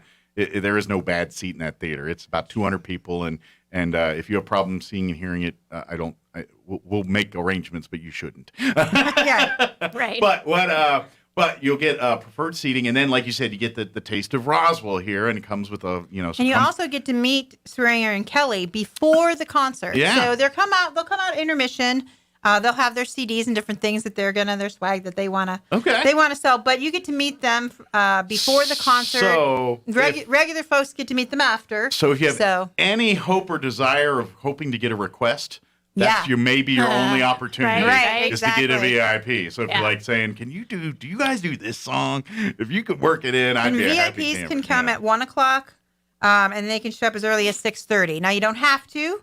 We have a special room where the VIPs will have their eats and their drinks. Can mingle. And they can bring that out to the lobby where we'll have our silent auction and the wine pull. Yeah. And they will be both those things will be going on for intermission. So once intermission is over, the auction is over and the wine pull's over. So you need to get out there or come early and see what we have. And then once intermission is over, we'll put your name on a board if you've won. Okay. And so you'll know to stay to pay for that. Good deal. If you don't win, we were just discussing this, and it's money you put aside for one of the groups. Right. Please just make that donation. So if you bid $25 and you didn't win the voice lessons from Jessica Kirk, that's fine, but maybe you want to help with the roofing. And so you're going to go up to them and say, this is my donation. Yeah, absolutely. So that's what we're hoping people will do at least on that evening. We have a lot of different things happening as well. We have, she was formerly Diamond Miss that helps with a lot of volunteering here in town. She's going to be introducing the act. Okay, so she'll be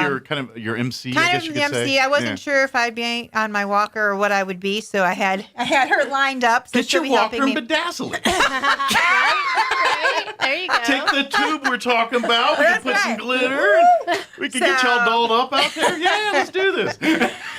So it's going to be a great, full, fun day. I'm sure the two of us are going to be very exhausted by the end of the day, but that's okay. It's going to all be worth it by the end. And we're hoping by maybe the end of next week or the following week, we'll have another big announcement to tell people about. Good. There's other things in the works with Best Shots Productions and the theater. That's great. It's a good partnership because we.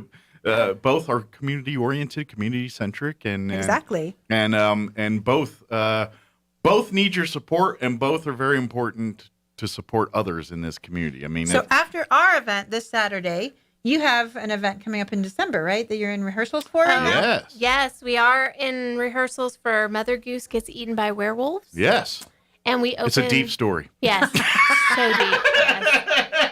Yes. It's a fun play.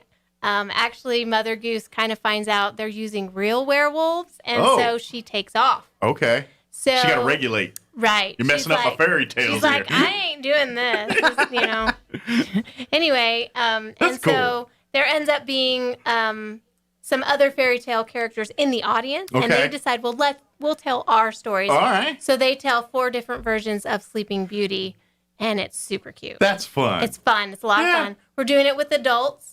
So it's got a lot of jokes and gags. It sounds like it'll work either way. Like if you're an adult, you're going to appreciate because the humor is going to be right there. Right. But obviously, we're talking about fairy tales and Mother Goose, so the kids will appreciate it as well. So they'll appreciate the actual Mother Goose stories of it, and the adults. It's kind of like Shrek. You know, you watch Shrek or something like that, where it's for the kids, but a lot of the jokes the adults would appreciate. Right. It has a lot of really great adult jokes that.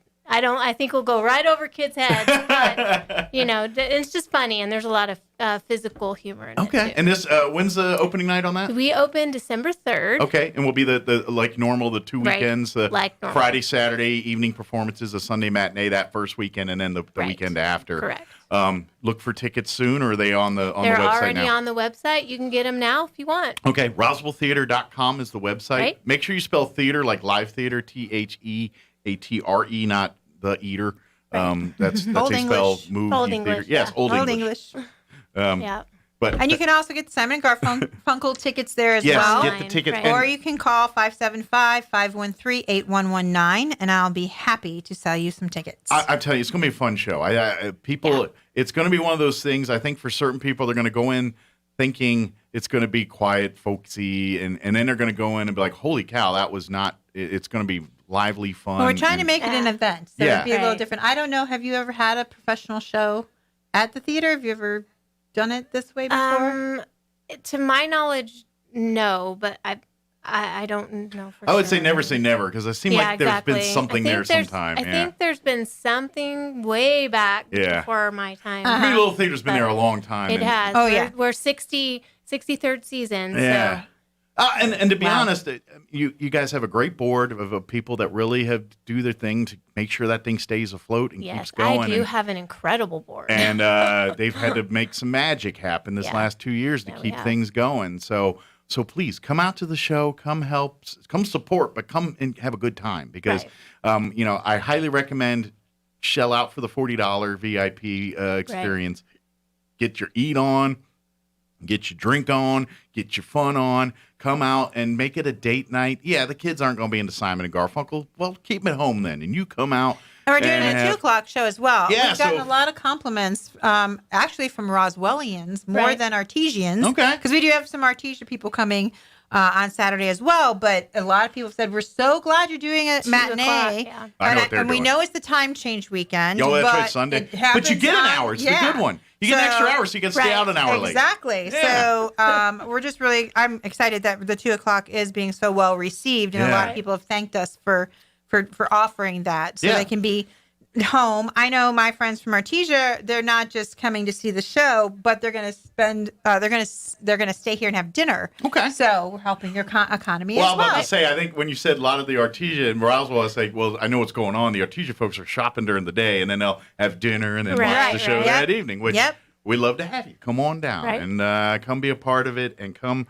and check. If you've never been to the Community Little Theater, come check it out. This is a great way to start. Absolutely. And if you're like, I love this stuff, there's going to be lots of folks from the Community Little Theater that'd love to tell you more about getting involved, whether through it's the kids arts program, CAPS, or through the actual theater program and as the adults and maybe who knows? Have you guys done auditions and everything for the December play?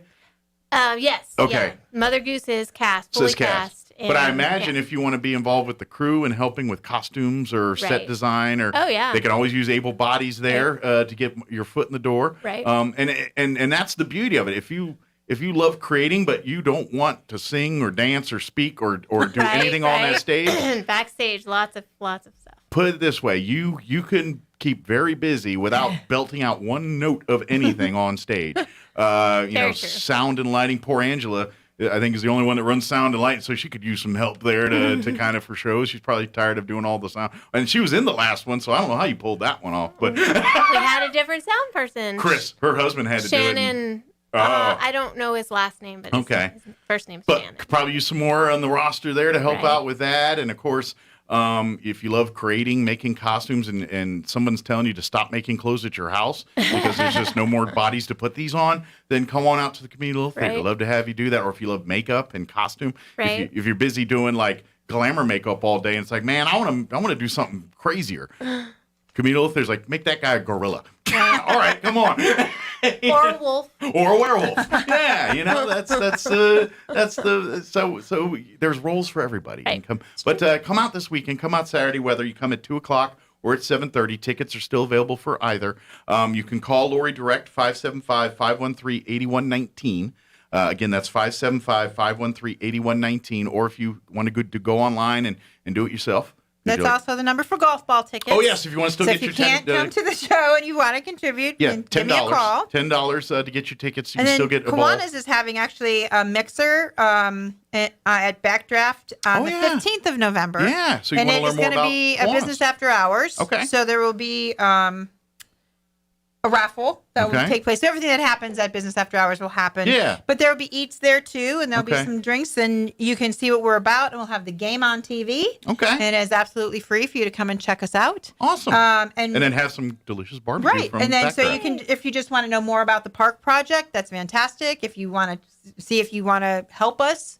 So it's kind of an open event just so we can get to know more of the community. And because of COVID, we haven't been out there very much as a service group because of that. So this is just a way for us to reach out. You guys are in the same ballpark or same boat that the Community Little Theater is. So that's the 15th at 5:30 at Backdraft. Excellent. So yeah, come out. You don't even need to RSVP or nothing. You just show up. And if it's a business after hours, it's kind of come and go. So it starts at 5:30, but if you can't make it till 6, No problem. Come on down. Bring $1 in your business card. That's what Lori was talking about. The chamber, what they usually do is if you want, you're not obligated by any way, shape, or form. You bring $1 and your business card. You put it in the jar, and then at the end of the night, they'll do a drawing through the business cards, and you win whatever's in the pot. The cash is could be $20, could be $50, and could be $100. Business cards. And then for marketing leads and tips and business leads, you got a big stack of business cards there.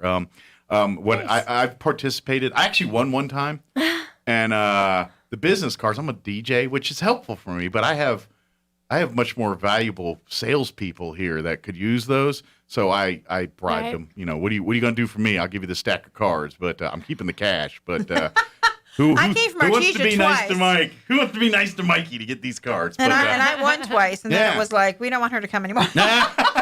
She's a ringer. We can't have her. I'm like, I didn't know. But it's a beautiful, great opportunity. It's fun. You get to mingle. You get to chit chat, and of course, in this, you get to learn about two things. You get to learn about Backdraft, and you get to learn about Kiwanis Club that night. So if you want the football game's on. Yeah. So if you want to learn more about becoming a Kiwanian, that's a great opportunity too. Always looking for more members to be a part of that. The Kiwanis Club is, they help out with a lot of things, but their real focus is children. That's kind of, they do a lot of things in the schools and stuff like that. Hence this all-inclusive park that's for kids. Right. I guess theoretically adult can get on there, but people are going to look at you funny. They already look at me funny, so it doesn't matter. Yeah, it's not a big deal. I get looking at you funny is part of my day. Right. Exactly. But definitely come out. If anybody has any questions about anything, of course, Kiwanis Club of Roswell has a Facebook page. Yes, we do. As does the Community Little Theater. And there's a website. And there's the website as well. If you want to shoot out a question or anything through those forms, no problem. They'll get it out to you. But you can call Lori about any of this stuff we talked about here, whether it's the golf balls or the Swearingen and Kelly concert. Or Lori knows everything. Or contact for Alethea to learn more about community little affairs. You can help you with that too. I'll contact her and go, I'll get back with you. Yeah, but reach out to her, 575-513-8119, or you can go to roswelltheater.com to go to the website there and get tickets for this and learn more about it. What's the Kiwanis Roswell website? Do you know off the top of your head? I think it's Roswell. Kiwanis.org or something? And you be very careful because there is a Roswell Kiwanis group in Georgia. Yeah, you meant the NM might be key in there. Yeah. So your best bet when you hit Google, put Roswell NM Kiwanis, and it should pop right up. Right. And there's phone numbers on there and email addresses if you need any further information. Or as you said, they can call me at 575-513-8119. I happen to be the membership director. I only laugh because I was here 6 months maybe, and I'm membership director and on the board, and I'm like, how in the heck did this happen? And I haven't been off since. Because you spoke. Because That's right. Because I went, hey, because you opened your mouth. Right. I know Lori enough. Suggestion. I know Lori enough to know that she's not quiet, so that's what happened. Because I'm not quiet either, and I do the same thing. I thought it was pretty funny. A girlfriend came to take me to my surgery. This is a quick little aside story. And someone else from out of town texted me and said, how are you doing? And I said, you'll never believe this, but my girlfriend is talking so much. I want her just to be quiet. And that comes from someone who loves to talk. I just want it quiet. You know it's bad when you were complaining, right? Exactly. And he was like, wow. I was like, I know, right? Well, and I got a funny feeling, Alethea. Pretty much everybody in the community little theater is the same way because there's not a lot of shy people in community theater. Just saying.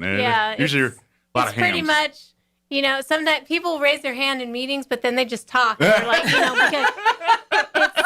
sometimes it gets pretty hairy in there. You have to be like, okay, one person. All right, we need some kind of quorum here, some kind of decorum. So everybody can be heard. Hold on. It's great. It's like a family. Again, joining the Roswell Community Theater is, it's really like a family. I mean, we know each other. We hang out together in different places. It's more social. It's not just it is. We're here for theater night. Yeah. It's for friends. Yeah. So and you have membership as well, don't you? We do have membership. Okay. Membership is $10 for the year. Nice. And that just really helps us pay insurance for all of our members and kind of helps in the bank just a little bit. But really, if you want to be a part of any production, it's a $10 membership fee. You got to join the theater in order to be a part. Yeah. But it's great. It's a lot of fun. And we're all about building community conversations and creativity. Absolutely. And we really want to really be part of the community. I know for, the last number of years, we kind of have been just kind of on our own and really trying to get us out there. Well, and the COVID didn't help that. No, but even before COVID, the theater was just kind of in focus. And so as the president, I'm trying to get us out. And to be honest, you guys have a major change in the last, it's not an easy task to uproot and go to a brand new place that was not perfectly set up for you to begin with. Right. So, you guys had to go a little inward and say, we got to get our house in order here, and now we're ready to it's to difficult. do stuff. You're fighting against, lovely phones, and they can watch anything they want on all YouTube. Kinds of other entertainment. Right. Not to mention, it's quite expensive to, just the theater in itself, the sound, the lighting, and everything. And I'm guessing it was an old movie theater, so there probably wasn't hardly any of that in there to begin with. The only thing you had was some seats and a stage, probably, and a booth where the projector was. Which you replaced. And the stage wasn't there. Yeah, you think now you're right. There was no stage. If they had one, it was about 2 feet or something, right? Yeah, it was really small. You're right. Now I remember it. But and every day it sits empty is every day you lose money. Right. Sure. So that's the important thing is to keep things going and being in front of people and in front of your community, saying we're here. So and I working with other organizations, which is, I have to say, has been relatively easy for me. So don't ever not be president. I have all these ideas, and she's like, "Okay, I like that, but." Well, and it's you guys have made the investment in the community, really, and now it's time for the community to invest back, and we do it by coming out to the shows this weekend and supporting and coming and being entertained. Come out and have fun. I tell you, if you've never been to a community little theater performance, you're going to have a fun time every time. The amount of work and effort that the cast and crew put in every time, I know. People that have never gone probably get an image of like the movies with Waiting for Guthrie. Christopher Guest. What's the not Mighty Wind? What was the one they did on the theaters? They had a Mighty Wind. They had the Best in Show for the dog shows. They had one for Waiting for Guthrie. Was it? I thought it was same crew. I don't know. Yeah. Anyway, where they make fun of theater. Yeah, but anyway, they think of that, and I'm like, that's not even close. That's I have to tell you, like community. There's the community theater, civic theater, professional theater. Yeah. Professional regional theater. Then you get Broadway, blah blah blah. Sure. And I have a very hard time with community theater because my profession for 40 years was live theater. Gotcha. And so I came to one of the shows about a year ago, I'd say, and I brought my roommate who was 29, who was like, "Okay, we're going to learn about live theater." And so I was ready to go, right? Because it's just, when it's been your profession, it's really hard to let go of some things. And I was very impressed. I thought it was the best community theater I'd ever seen. Mm-hmm. And we came back, I think, 2 more times. And then I brought some people from Artesia for the fundraiser. Sure. And that's when I was like, hey, I really want to be involved in this. And I have never said that. I need to take a step back from community theater because I know that it's hard for me. Yeah. But I've really enjoyed this community theater. It's the best I've seen across the country. So. Well, and I also think, too, it's because of the parameters that you have as a community little theater, it can force the product to be better. And what I mean by that is if you look at, Andrew Lloyd Webber, this guy's got millions of dollar budget to do these things and all this. You guys have hundreds of dollars of a budget, if that. And most of that probably gets eaten up with licensing and song, all that kind of stuff.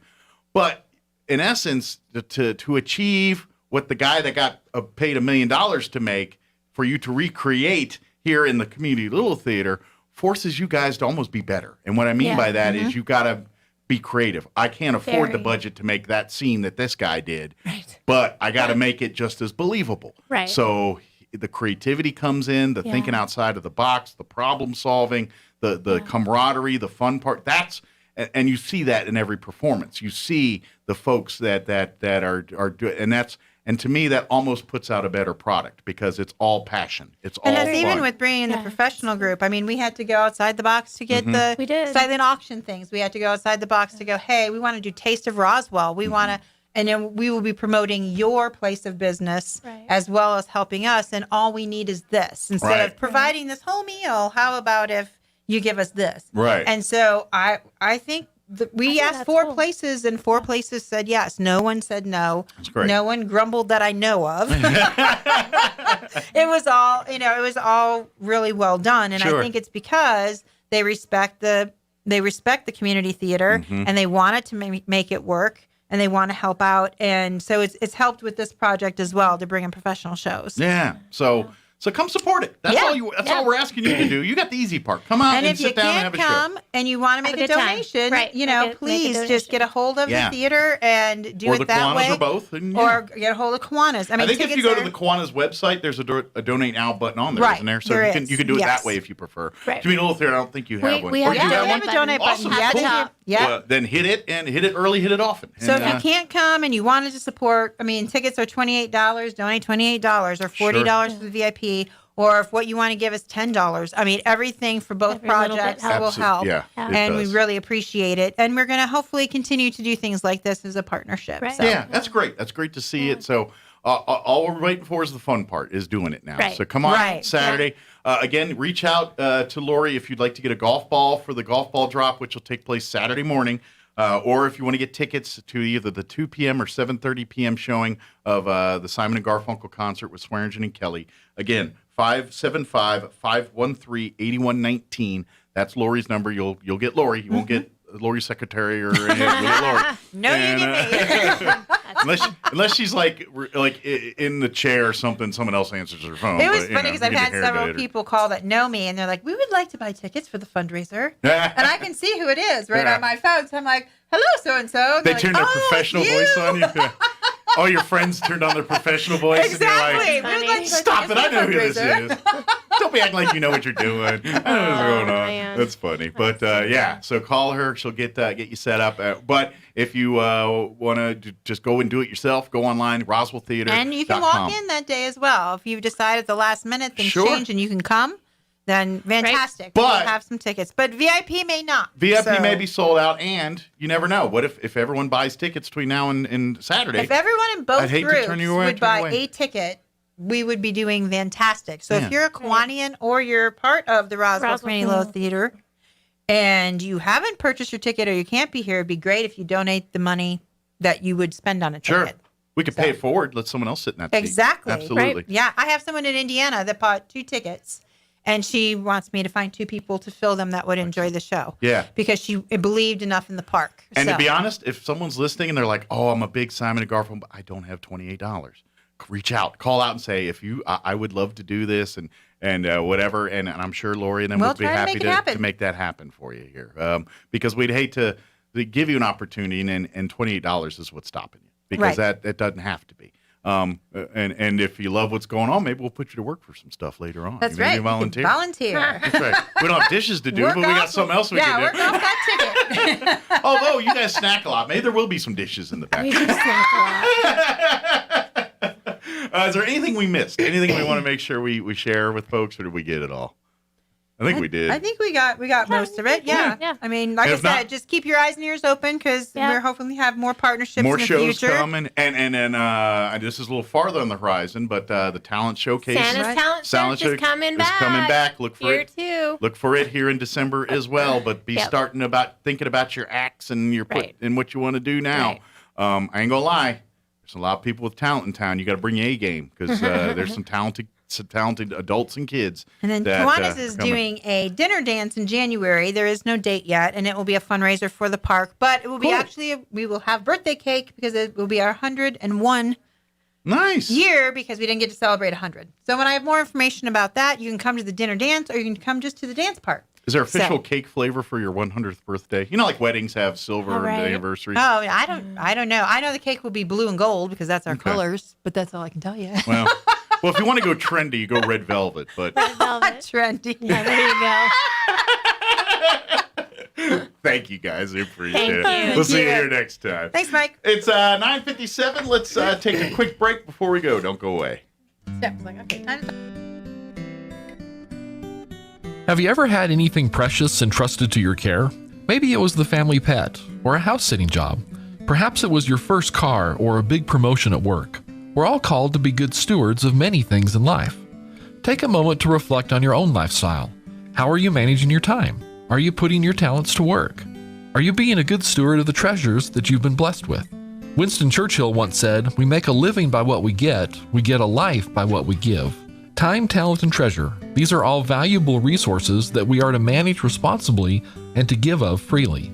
It was clear from the beginning that man was created to work, and that work is the stewardship of all that God has entrusted to us. Join us at the Country Club Road Church of Christ for worship at 10 a.m. on Sunday, located on the corner of Country Club and Washington in Roswell.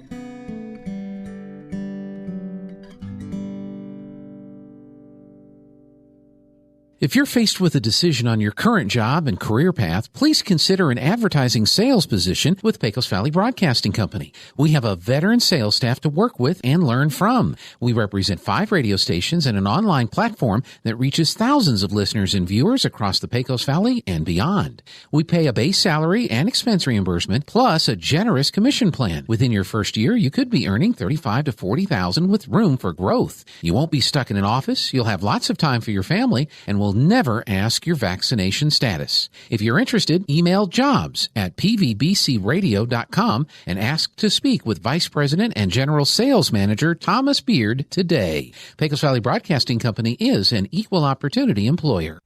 Oh, according to research, 82% of people remember radio ads. So, 82% of you listening will remember that this is an ad for ZipRecruiter. 82% of you will note that if you're hiring, ZipRecruiter finds qualified people for your job. In fact, 4 out of 5 employers who post on ZipRecruiter get a quality candidate within the first day. And 82% of you will remember that you can try ZipRecruiter for free. But you have to go to ZipRecruiter.com/free. Yes, free. Again, that's ZipRecruiter.com/free. Fever is the leading symptom of COVID and the flu. And the only way to reliably detect fever is with an accurate thermometer.